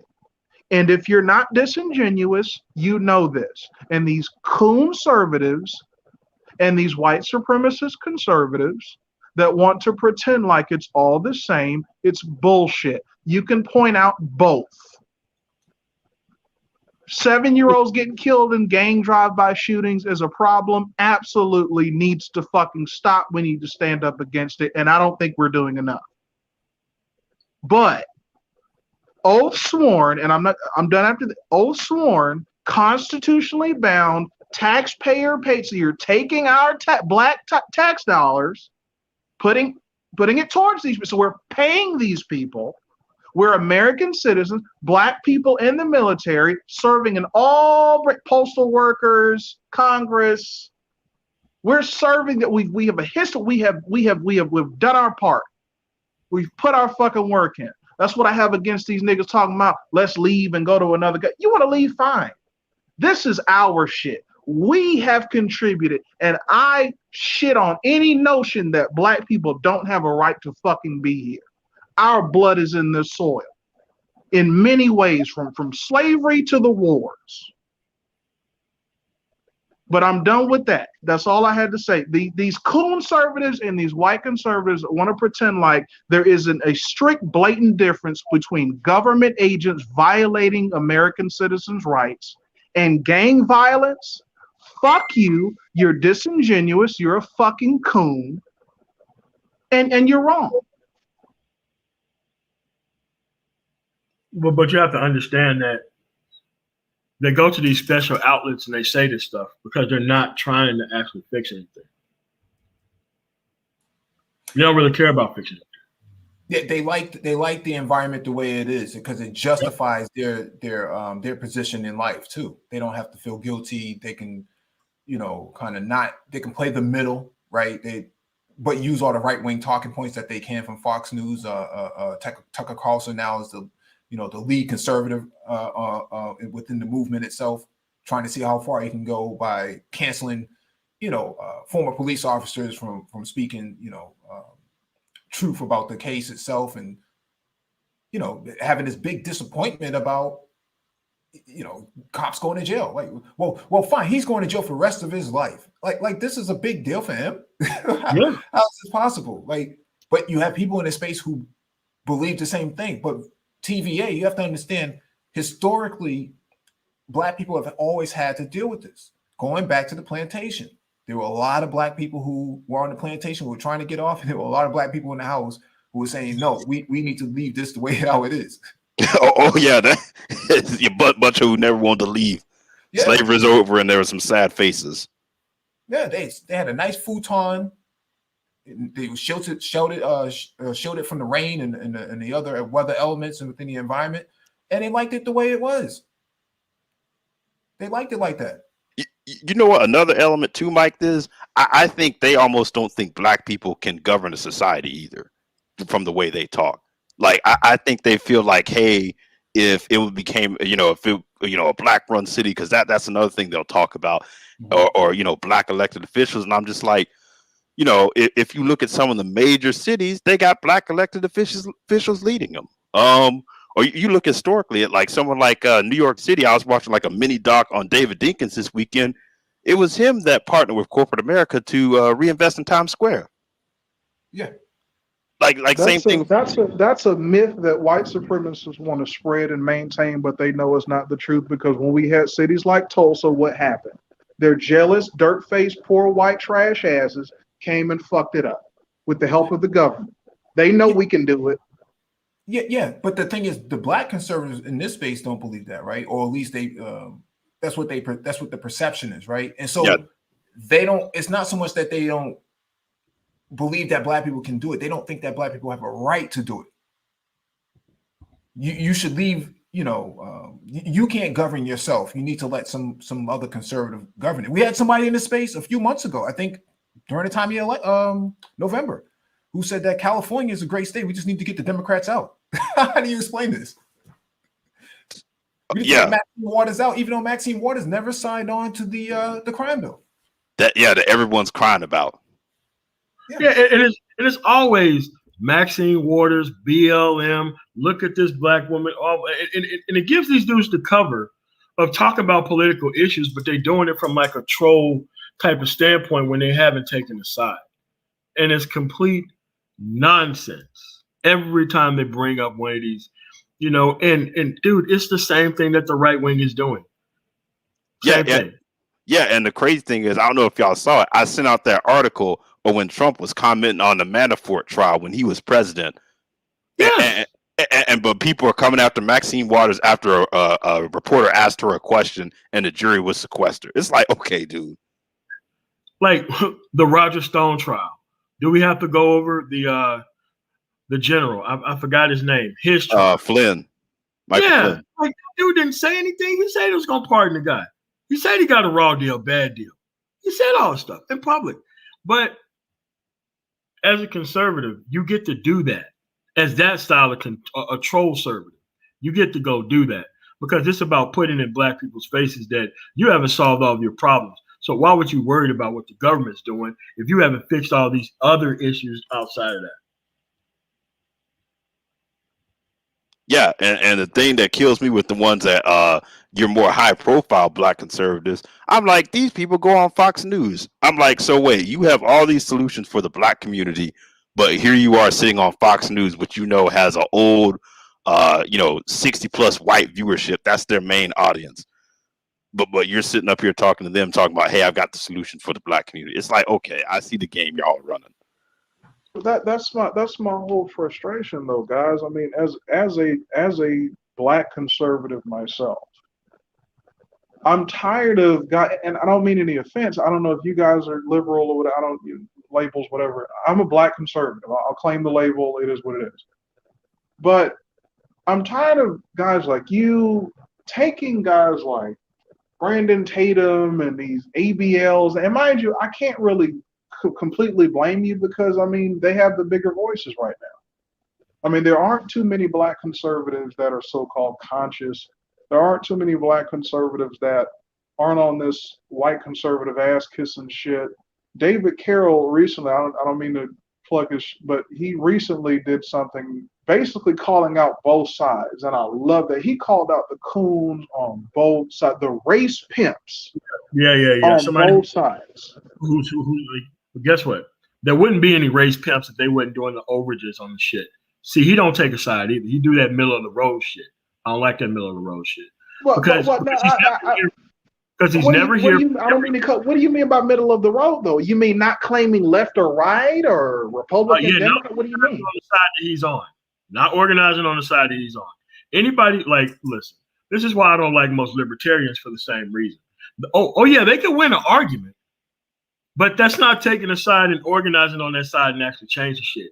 Oh, anybody can call out coons on both sides. That's not progress. That's sitting in the middle and not really doing shit.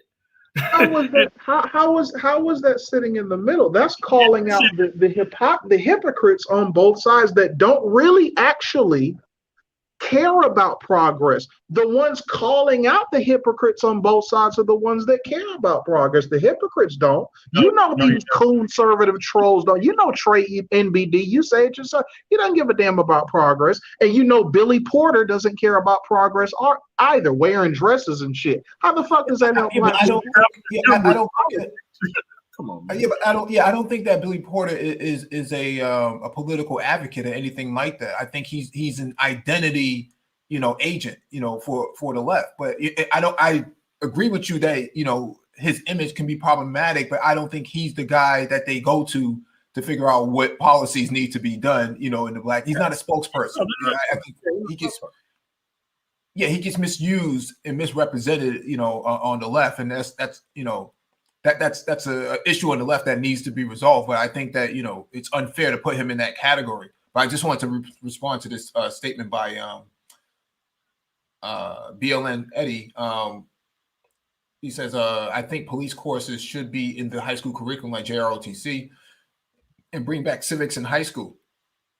I think that's a good idea, but I think different states have different ways of how they hire police, right? I think it's because it's a civil duty, right? So I think you have to kind of apply for it like any other job. Some of them you get hired, you go through the actual course and then they put you through the academy. Some states got certifications that are given by community colleges, which doesn't automatically say that you can actually be a cop. But I think that there should be continued psychological evaluation about people, and when they have to take into account your actual track record, your complaint history file, and your use of force. And you have to keep making sure that this stuff is on the up and up.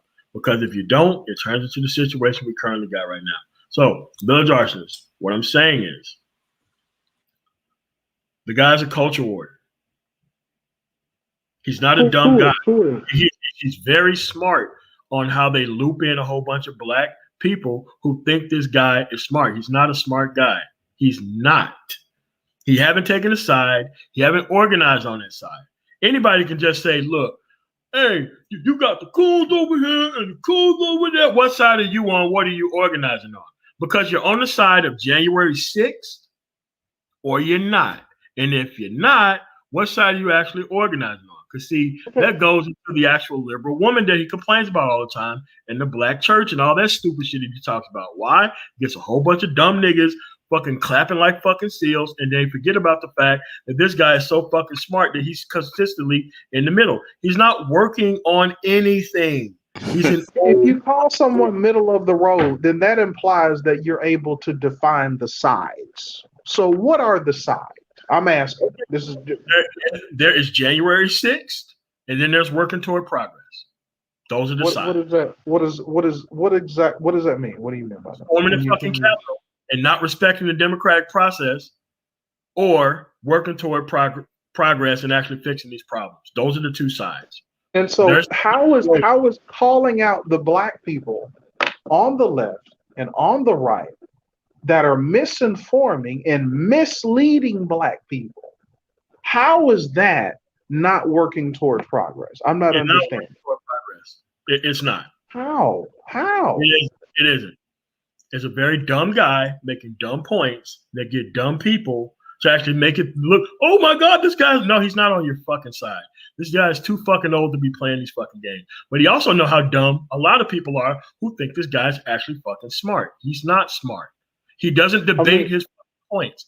He talks about. You're both smart. You're both brilliant men. I gotta disagree, bro. You're both very brilliant, bro.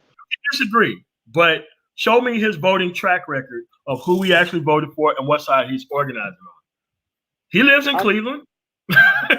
He lives in Cleveland. So his voting track record. Listen, there's a reason why he haven't moved to Mansfield, Wapakoneta, Portsmouth. Why? He don't want to move to them fucking conservative areas. He's another conservative who lives in a blue fucking area who just sits in the middle and calls out both sides. Brother, that may be business related. We got to be fair. He may have a business. Business on us. I don't care about that. Well, see, I don't have we got to let a dude hustle shit. I'm talking about actual tangible fucking progress. Anybody who claims to be that fucking smart, he's running game on y'all. He knows how much y'all hate this fucking liberal woman. He knows how much that you motherfuckers don't like gay people, and he just feeds you that type of bullshit without no progress. He knows this. I was going to say it too, TVA. The thing is with the whole conservative and blue spaces, that's a trend that you see all throughout. Like, it's not just him. It's a bunch of guys who talk that rhetoric. And truth be told, I see a lot of it in real life as well when I see black people who are Trump supporters or something like that. It's like, okay, dude, you're a Trump supporter in Atlanta. Red. I don't mean it, but red areas are typically mostly white and rural. Why would a black person want to fucking live there, bro? Because people tend to live around people who share their same ideology. That's what you're seeing if you look at a map and stuff. Like, there's literally books that have shown that people are literally moving to spaces that share their ideology. I think it's more economic these days, brother. I'm sorry. Where people live, I think it's more economically based. I don't think it's ideology. I don't think it's based on ideology. I have to disagree. When it comes to 2021, people are living where they live based on economics. I don't think it has anything to do with ideology. I'll drop a study in the back chat that shows it, that people tend to segregate by their ideology. Correct. So here's the thing. I don't want to hear shit about how conservative you are if you live anywhere towards a liberal area of a liberal state. I don't want to hear the shit. But brother, if I'm a black male conservative and I'm an engineer, why would I live in Fargo, North Dakota or some shit? Come on, bro. Well, that means you're not as conservative as you think you are, is it?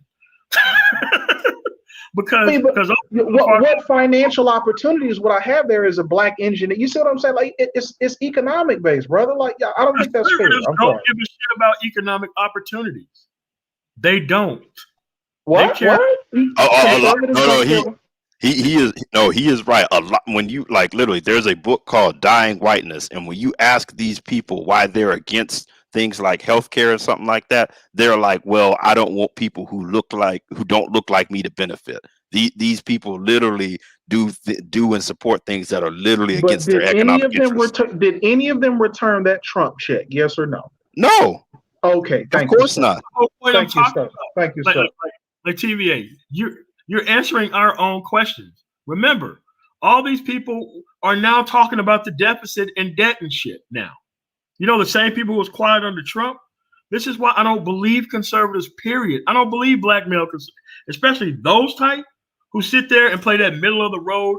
I'm so fucking, I can win every argument, but I don't take a side and I'm not working towards shit. And the only thing they talk about is these cultural issues. If you separate David Carroll from talking about the black church, the black fucking woman, or gays, what the fuck is David Carroll? Nothing. But does the black church not need to be exposed, brother? Come on, man. Are they not? Are they not? Come on, bro. If we're talking about how fucked up the current black woman is. I am an atheist. Like, okay, dude, listen. Okay. Yeah. So then you know he's telling the truth. So you know how dangerous religion, how detrimental it's been to us, brother. Listen, he's a culture warrior who talks about liberal issues. Come on, man. Yes, I'm exposed He's calling out both sides, though. Yeah, and he's not working on any side. He's not moving to West Virginia. He's not moving to rural motherfucking Oregon. He's in that liberal ass fucking city called fucking Cleveland for a reason. My point bringing up the Trump checks. I don't give a damn how so-called. I don't want to handouts. I'm anti-welfare. At the end of the day, if you're a struggling white person in a goddamn trailer park, you can have all the goddamn Trump flags in your yard you want to. You're going to take that Trump check. So what I'm saying is economics, in my opinion, drives people more than ideology in this day and age. But they will vote against health care. Yes. They will vote against health care, which could benefit them. Medicaid expansion, which would have extended life for a lot of people. But they did it. Yeah, but that's what I'm saying. We have the idea of like me, I'm a conservative too. But I'm conservative that has equal protection under the law first, then all this other shit. And that's why I vote on the side that I vote on. So that is a conservative, though. That's a conservative. You're not a conservative if you're out here talking about Constitution, but you're okay with an officer putting his knee on somebody's neck for 10 minutes? That's not my point. Well, I'm not sure where you got that from, because that's not my point. So what I'm saying is that the reason why you're conservative is the reason why everybody else is a conservative too. But the way I vote is based on the shit that's actually happening in the country, not the fact that I'm a conservative. Because these people in America, they don't give a fuck about equal protection under the law. They're here to protect government overages against specific groups of people. Like you said, they didn't send those fucking checks back. You want to know why? It's okay when the government works for them. It's very okay when the government works for them. And he's a culture warrior. You have to understand culture warriors are not for change. If you're for change, you would be fucking working for it. You would be on it, calling out gays in the black fucking church. It makes you look dumb as an old ass fucking man. I have no respect for the guy. Never had any respect for him. Never. Who at the end of the fucking day, David Carroll. Oh, okay. Oh man. Okay. Well, you know what? Hey, like I said, I think both of you are brilliant brothers. I think both of you are an asset for black men. He's an entertainer. He's a culture warrior and he's an entertainer. Yeah, I was going to say, TVA, I do listen to David Carroll as well, and his stuff is more about entertainment based. He does make an occasional point. How is it entertainment, though? When it's hard to listen to. It's hard to listen to the shit. No, it's not. It's not. So, especially when he's going at, but does he not go in on black men too, brother? Oh, yeah, he does. Come on. Okay, so come on now. He goes into anti-black territory. TVA, listen. I don't give a fuck about culture warriors. I have no respect for culture warriors, period.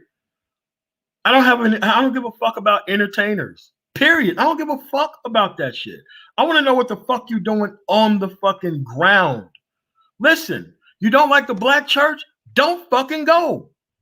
You don't like black women? Don't fucking date them. If you don't like gays, Don't fucking live around him. If he's still talking about this shit as an old ass man, and you keep getting looped into this shit, something is wrong with you.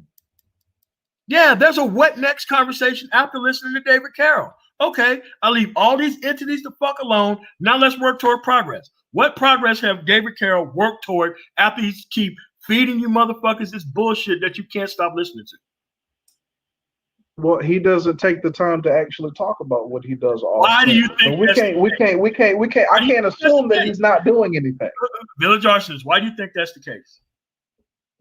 What do you mean? Not talking about progress. He may be a. I'm a very private person when it comes to what the fuck I do offline. Right. What is he known for? Progress or talking about this bullshit? I'm not understanding what you mean.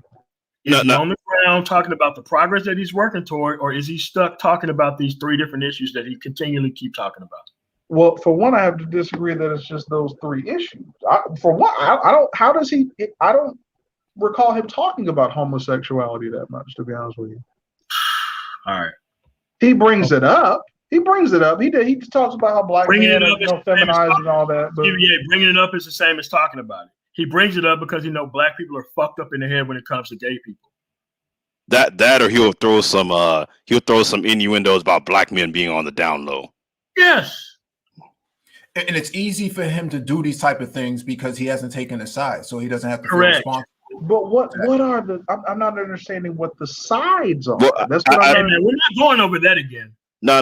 You said January 6th and progress. TBA. If you say that again, I have to get you off the panel. I've already explained it twice on this fucking show. What the size? Okay. You guys have a good evening. I appreciate it. You guys all right. Have a nice one. No, I was going to add too quickly. The thing is, you don't see a policy discussion with him. No, like you don't. He hasn't come out and said, "Hey, I'm in support of this policy," or "Hey." The only thing I've literally heard him talk about once was faith-based initiatives. He did talk about that under the Bush administration, but like you don't really hear him talk about like, "Oh, I didn't like this stimulus," or I didn't like this infrastructure bill, this and that. And here's another thing about that.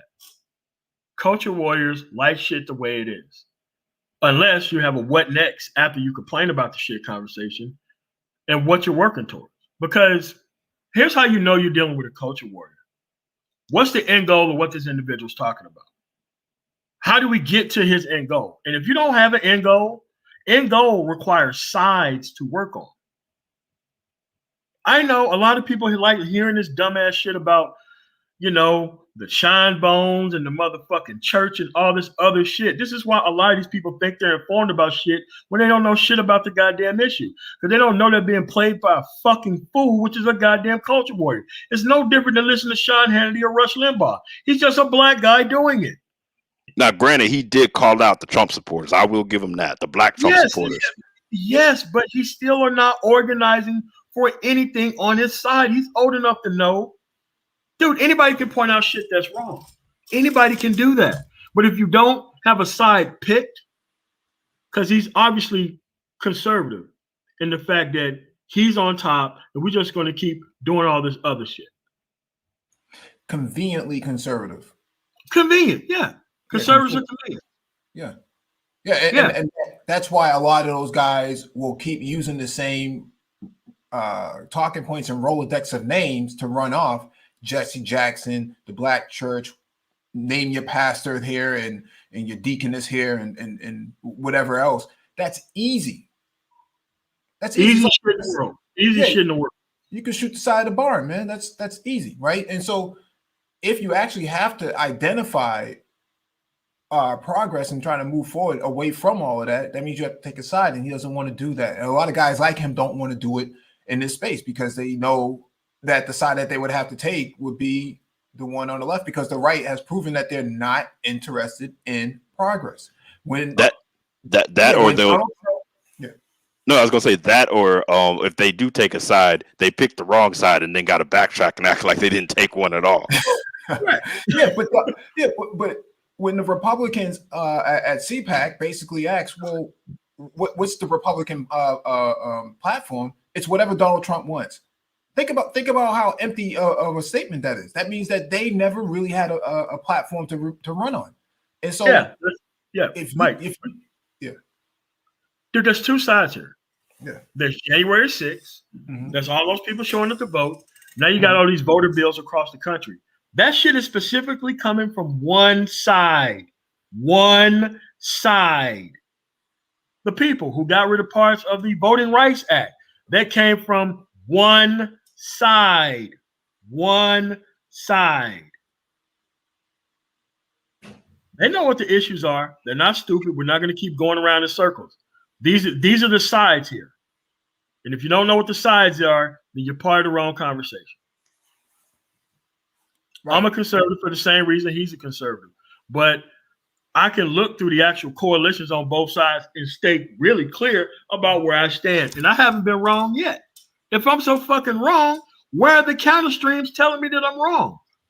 I see the streams about all this whataboutism and shit. I'm not going up there to argue with helmet niggas. I'm not doing that. Right. End of the day, bring your actual track record to the table that you're organizing around. And if you're not organizing around shit, I'm not going to talk to you about shit. Because I'm not going to have a conversation with myself debating my points and issues while you argue from the right, but yet you're not on the right. I'm not doing that shit. But see, a lot of black men are so fucking stupid that they're listening to this guy and not recognizing that this good dude is playing you for a fucking fool.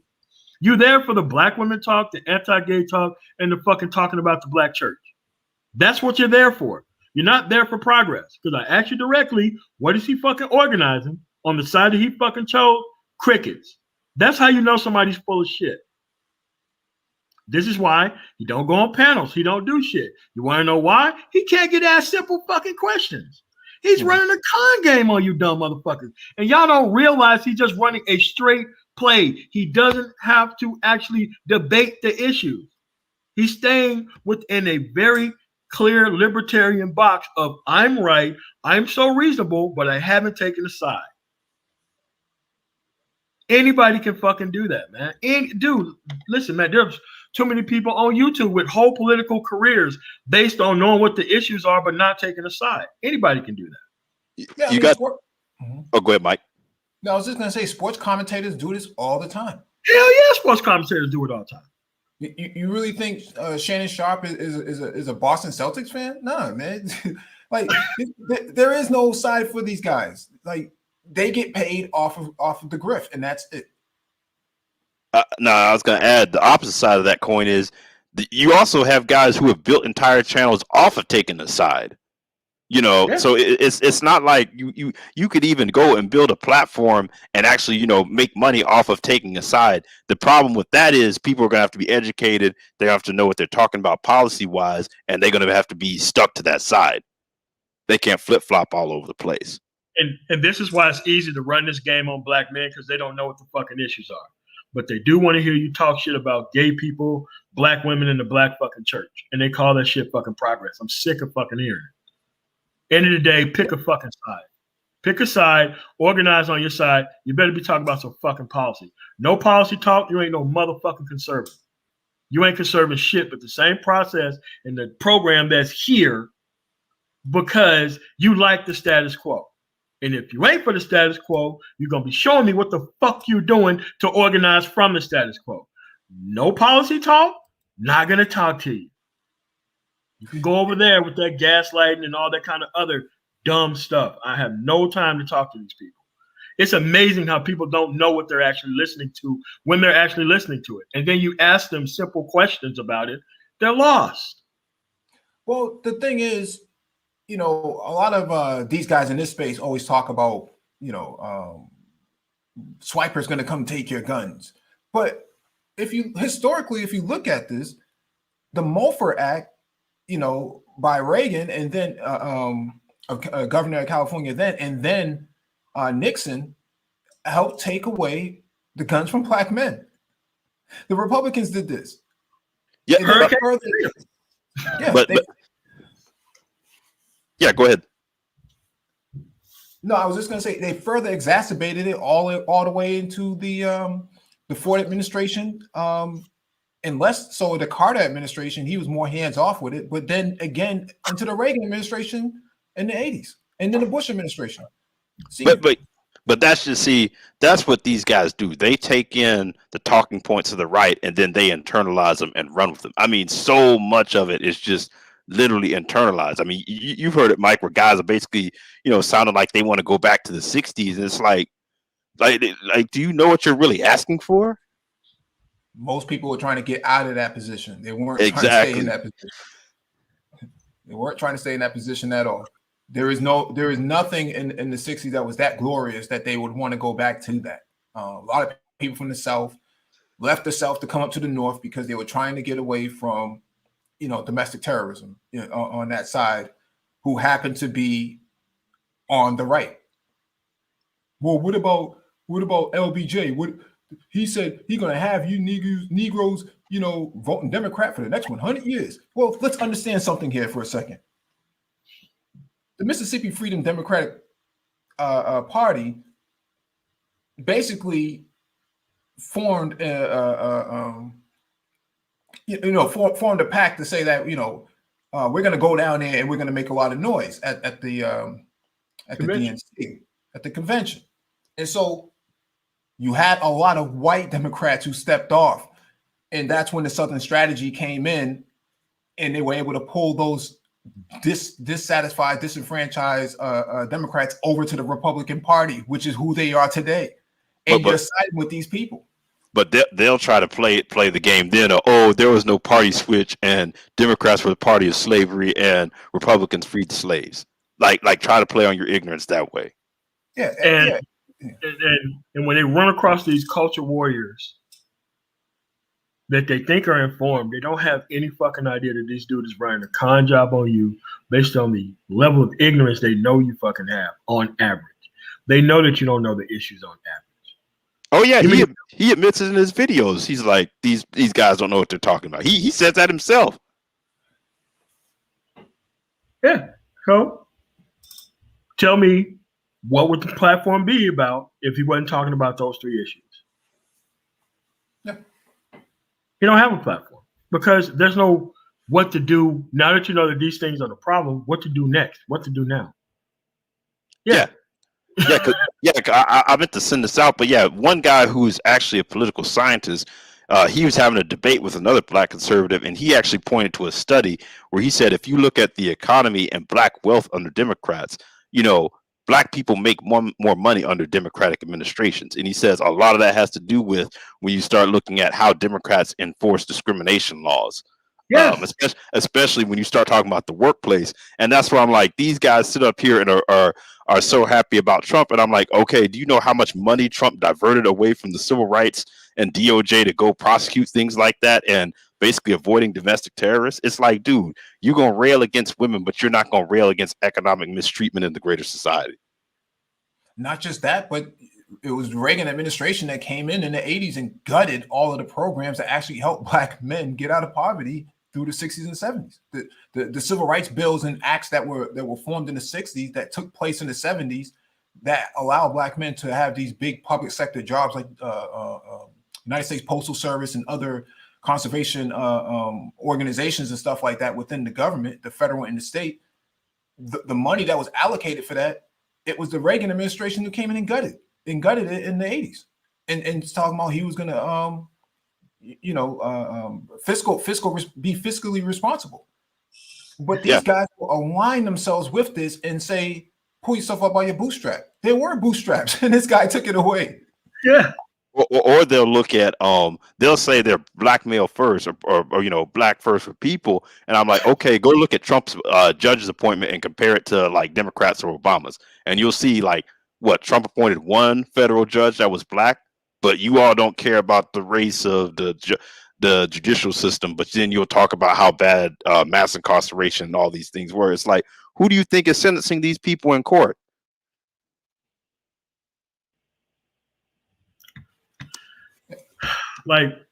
But they have to ignore all the issues because they're not responsible for taking a side nor working toward any type of progress. So the only thing they can do is gaslight and act like the issue isn't even happening.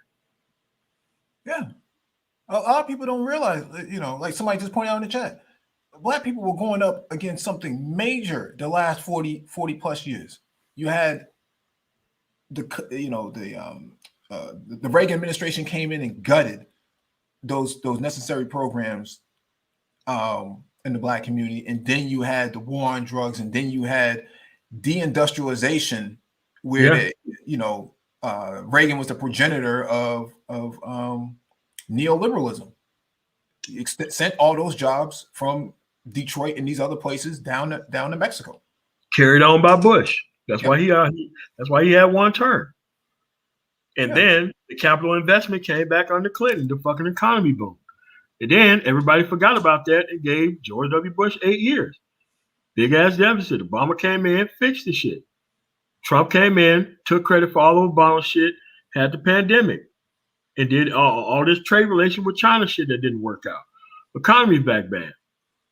This dude's in office trying to correct shit. Now everybody's worried about deficits again. It's like, no, man, like dude, in other countries, you don't get to be this stupid.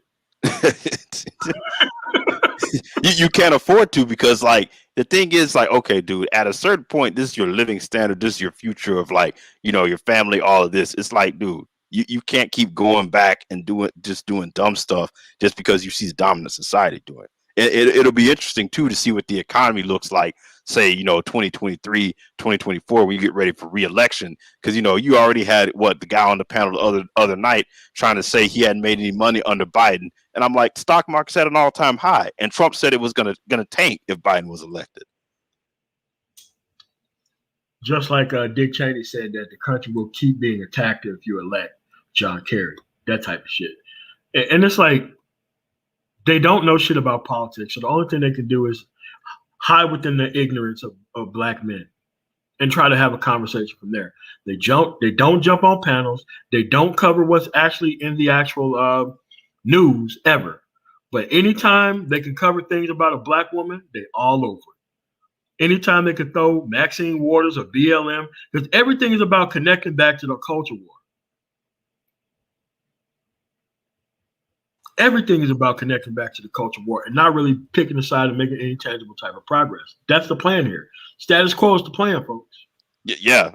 We'll complain about people, you know, being defrauded or you know, BLM buying that house, but then don't have anything to say about Trump and him soliciting fundraising to basically pay off campaign debts and finance you know, all this stuff for trying to do an audit of the election in these various states. You know, if they don't have anything to say that, or the investigation he's under about misuse of campaign funds up in New York, they don't have anything to say about any of that, though.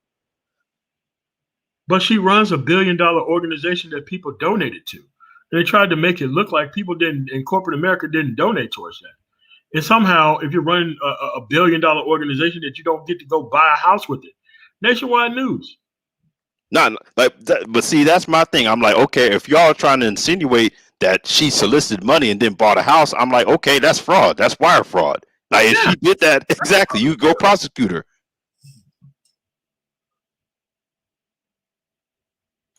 Yeah, and if you don't call it out, they think that you're defending it. And it's like, what about all these guys in the space who take all these super chats and these cash apps, man, and they don't donate it to any Black causes? How do we know if they're doing that? They don't open up their books. But see, you're not supposed to question those guys because, you know, the rule of thumb is that you don't question them, and that's just about it. I mean, that sort of allegiance, man, is not something that is sustainable going forward. You can't culture warrior your way through politics, man. At least not for Black men. It's not a winning strategy at all. It has never been a winning strategy. Yeah, it's not even winning on the right now. I mean, it's been failing them since the 70s. Yeah. Those people lost everything, lost jobs, lost opportunities. These rural areas are suffering the consequences. Like when I flew to Indianapolis to check on the truck, and I drove from Indianapolis to Columbus, all those farms are on sale or already been sold to like Latinos. All those people didn't plant shit for the 4 years on the truck. And they suffered the consequences over the shit because they thought they was going to get a bailout. And they didn't get one. Now all their farms and shit are on sale. Yeah, those people got screwed, man. A lot of those people got screwed in the truck, man. What is it? Nebraska. All during the Trump administration, those people didn't get the bailouts in those fields. You know what they started doing? Putting up windmills. Yeah, deeply conservative as Nebraska, you drive from like once you get outside of Lincoln, all the way to the end of the state, nothing but windmills on both sides of the damn road, as far as you can see all the way out. Yeah, those people got screwed, so they have to invest in something else. Yeah. Unreal. And this political ignorance is deliberate. When you say left, communist, socialist, Marxist, what era, what plan connected to a policy here in the United States? All you had to do was have equal protection under the law, and you wouldn't have to be talking about all this other shit. All this other stuff is to distract from the simple fact that you haven't picked a side and you're not working on that side, and you have to connect everything to LGBT, Black women, BLM, Second Amendment. That's all you got. Very easy to see. Yeah. Pro-lifers. Because, see, they don't want you protesting the type of power that make them comfortable. Their constitutional rights. Yeah. Their understanding of the Constitution versus the actual Constitution. Yeah. But now you have so many, so what that law does is or what the bill does is it allows, in other instances, the same tiki torches in Charlottesville, they could potentially be used as well. They could be run over as well. But see, they don't see that coming. And if that happened, there'd be all this outrage then, because their idea is, the only people who go out and protest in the street are Antifa and these leftists. So that's only going to affect them. Yeah, we saw the Oath Keepers and the Proud Boys in D.C. in November, tearing down BLM signs and defecating Black churches and whatnot in D.C. Who knows? Maybe Renaissance Man could be riding around in his Tesla with autopilot, and the autopilot happens to go right through the crowd. Who knows?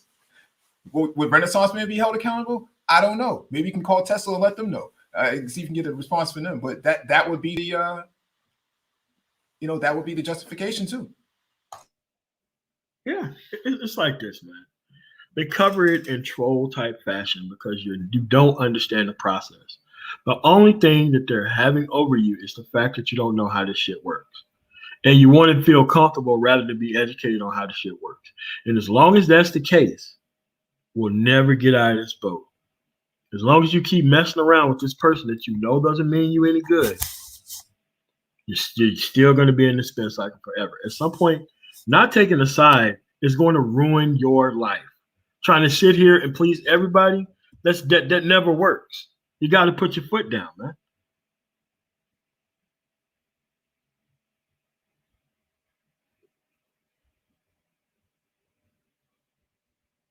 Yes, they do. And they'll bend themselves into any type of pretzel shapes to keep doing it because they can't be seen on the side of the left or liberals or women, because they got women on all other sides too. Well, what's interesting about this is that, the desire to go back to pre-1965 where things were more conservative or whatever it is. Where are the conservative women that rock with those conservative guys in this space? I'm not seeing them. Because if you need game to talk to these type of women, where is the conservative result out of that? What's the byproduct of it? How, why aren't more conservative women coming to the space and supporting these conservative men for their conservative ideas? I'm not seeing it. The truth of the matter is that conservative women don't find these guys attractive. You could even argue too, Mike, when you look at the civil rights, when you look at people like a lot of civil rights leaders, a lot of them were conservative in that right too. Yeah. Someone like, the Southern Christian Leadership Conference, those people aren't going embracing far left ideologies. No. Well, it's like there's a difference between a classic liberal and a far leftist. And I think what happened in this space is that part got really, really confused with one or two tabletop ideas, being religiously committed to the church, Christianity, and two, because religion only stops at Christianity for them. Because if it was just about religion as a whole, they wouldn't feel so jaded about Jewish people and Muslims, right? They have a big issue with Muslims for whatever reason, even though Muslims are some of the most conservative out here. It doesn't make a whole lot of sense, but they seem to only have these 1 or 2 talking points for conservatism, and they limit it to that. And then next thing you know, they're pretending that they can argue from that point of view against everything else, that everything else is on the left. And it's like, not exactly. There's a lot of Christians on the left. It's called a Christian left. Yeah. Not to mention, it's like, hey, if you want even that ideology that you're claiming, it's like, dude, you can join the Nation of Islam. Sure can. But why are all these conservative talking point men, life is kind of stuck around this liberal? What's going on? Say that one more time. Why are all these conservative and right-leaning men are obsessed with liberal women still at this point? How long have we been in this space? Oh man, it's been a few years. It's been a presidential. Yeah, that's what I'm saying. Still talking about it every day. Mm-hmm. And I was like, okay, what's the end goal? How do we get there? Because the question is, how do we get there by not taking a side? Mm-hmm. What group of people have that worked out for? How long did it actually take?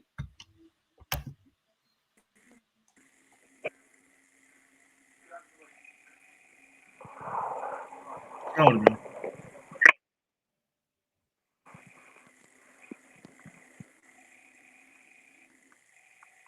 Go. Hey, what's going on, man? What's up? Hey, all right, man. All right, I'm just chime in. I see you guys are talking about the whole conservative angle. So I just wanted to kind of get a little. I just wanted to get my feet steady here for 1 second. I want to chime on in about a minute. So can you give me just 1 minute? Yeah. All right. Yeah, and so obstructionists want to stop the infrastructure bill. Yes. Something that would greatly benefit,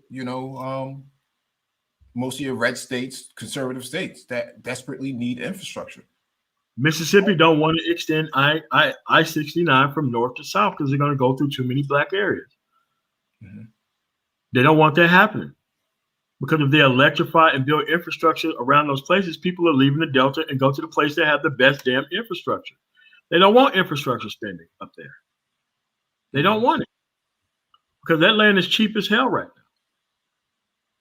So the side that they're on, they have to tell us what their end goal is and their end point is. They have to.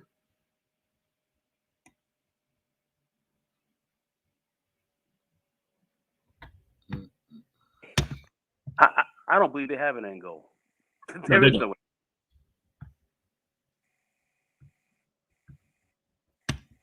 They don't have an end goal because the end goal, like any type of progress would erase this type of black man from the actual planet.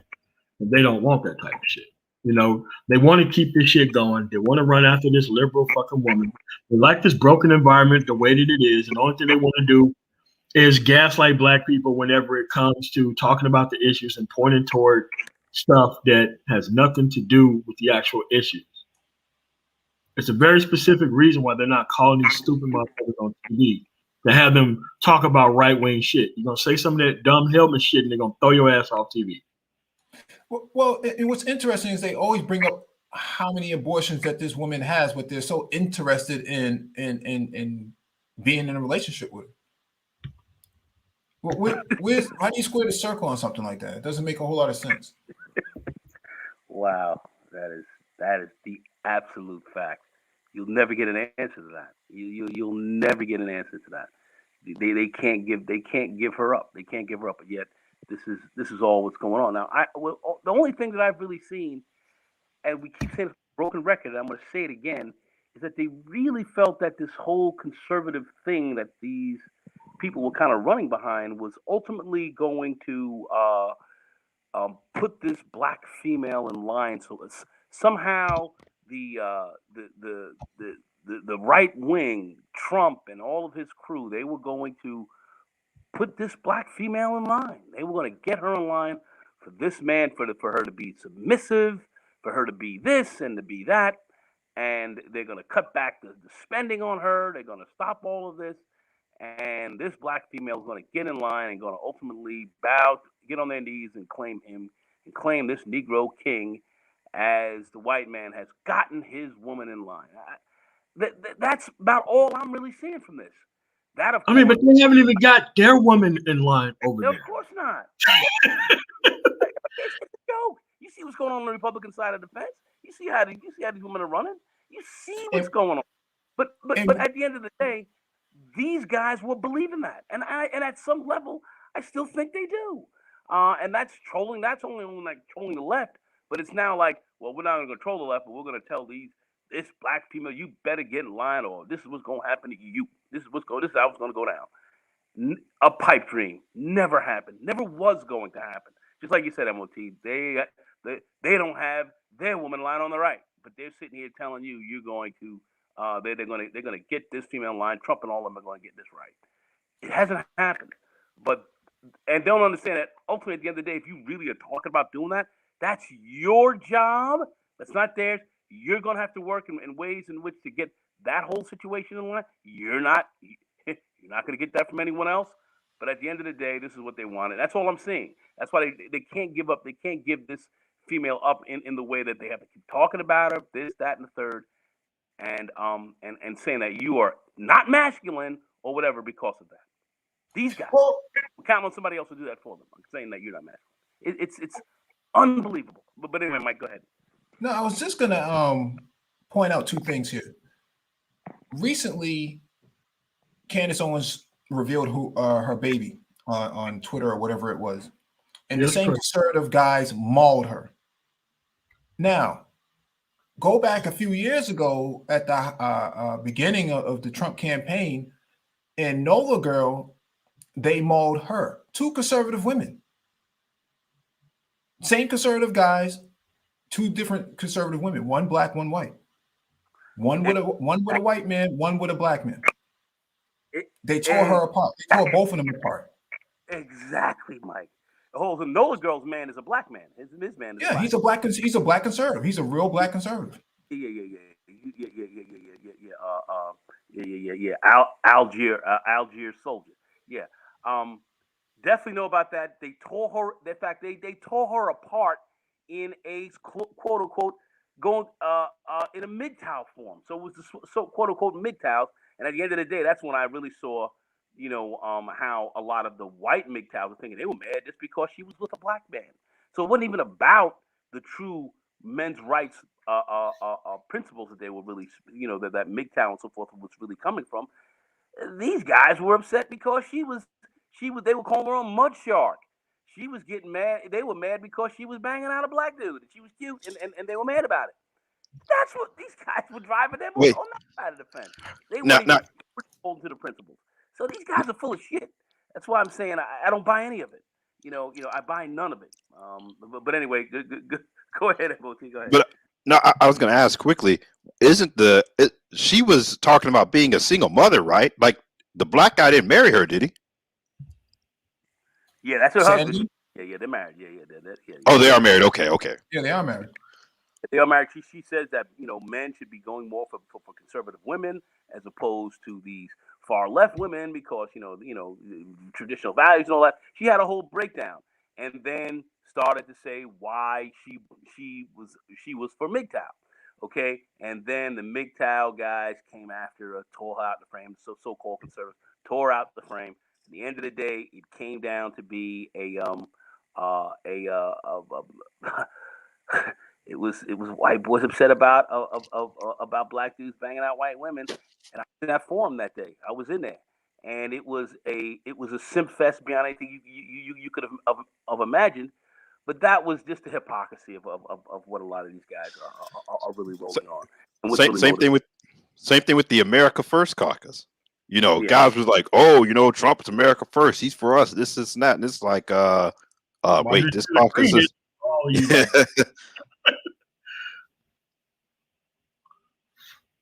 Yeah. Yeah. Man. So so like every Sunday, we're gonna have like our little meet the press and just cover all the political issues in the actual space. So that way we can just let helmets do helmet things, and we just lead them over there and let them do whatever they want to do over there, because they're only here to weaponize your ignorance when it comes to politics. Because progress is very simple.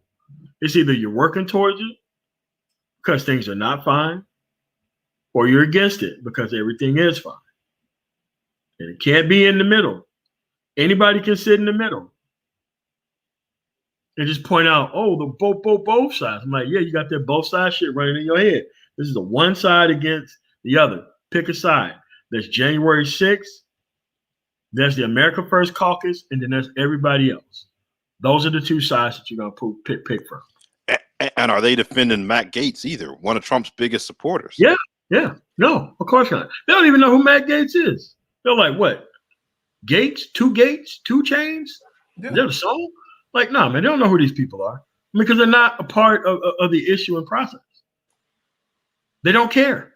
Yeah, a conservative on Tinder. Imagine that. Yeah, and it's like, but all these people was on LeBron James' case because he was wrong about some shit. Yeah, he was wrong. He was wrong. Wrong. Took it down.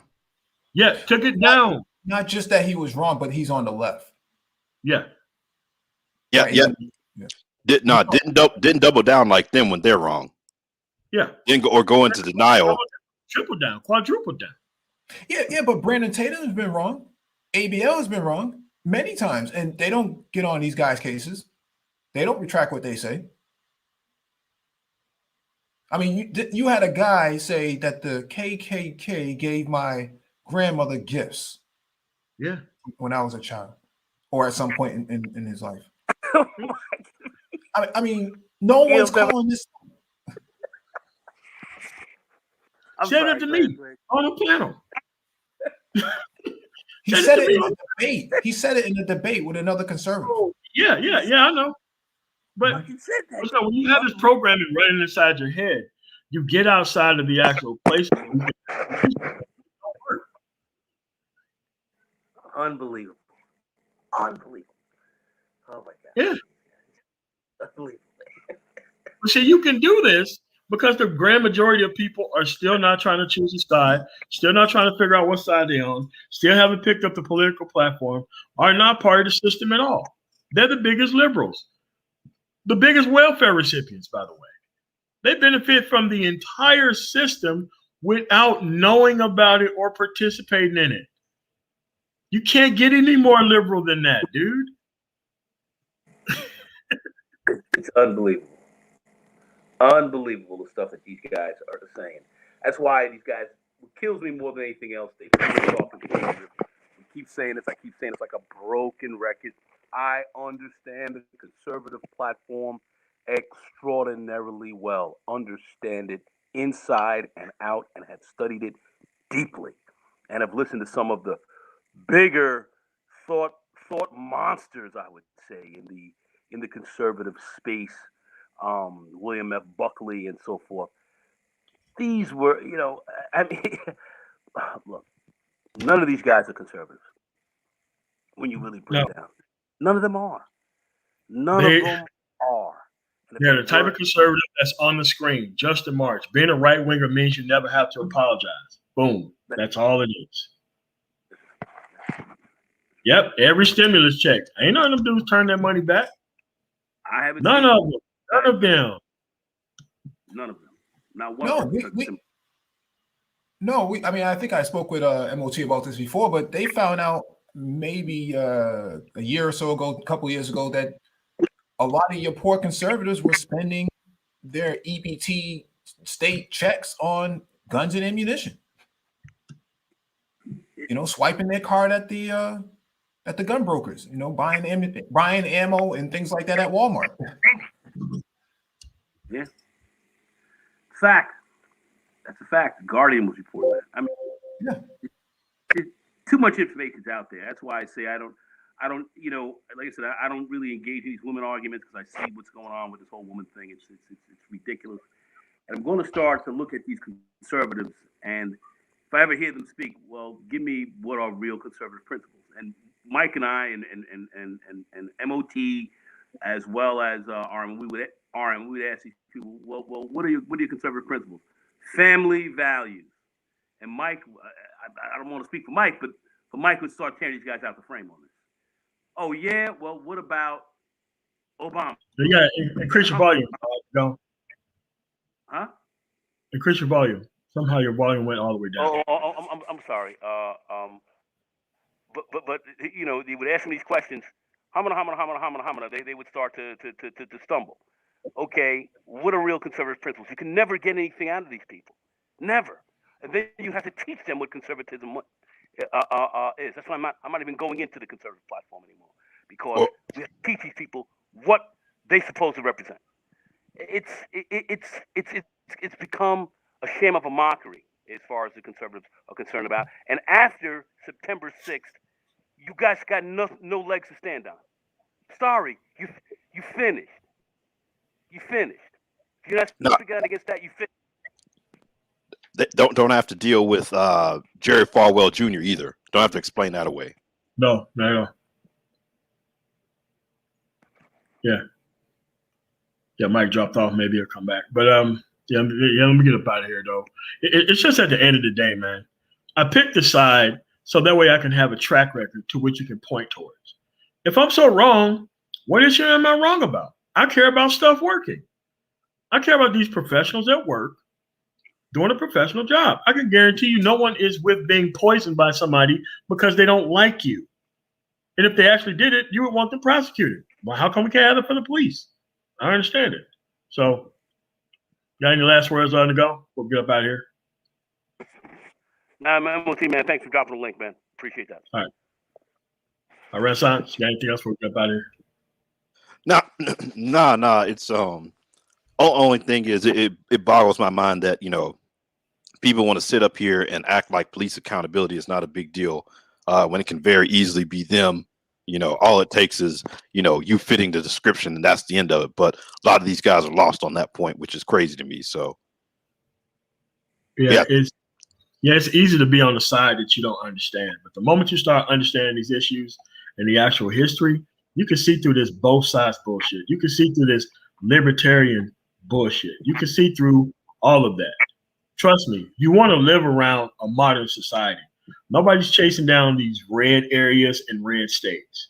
No, you move to a blue area in a blue state. You can't be a red guy in a blue state. And if it's about economics, dude, you're part of a low-wage party. Remember, you're part of the party that fought for slavery, the conservative movement. That's what the conservative movement is. That's what runs the country right now. Is that particular mind state, and you keep skipping over it.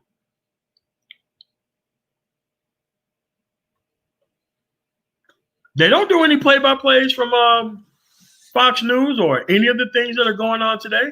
They don't even care.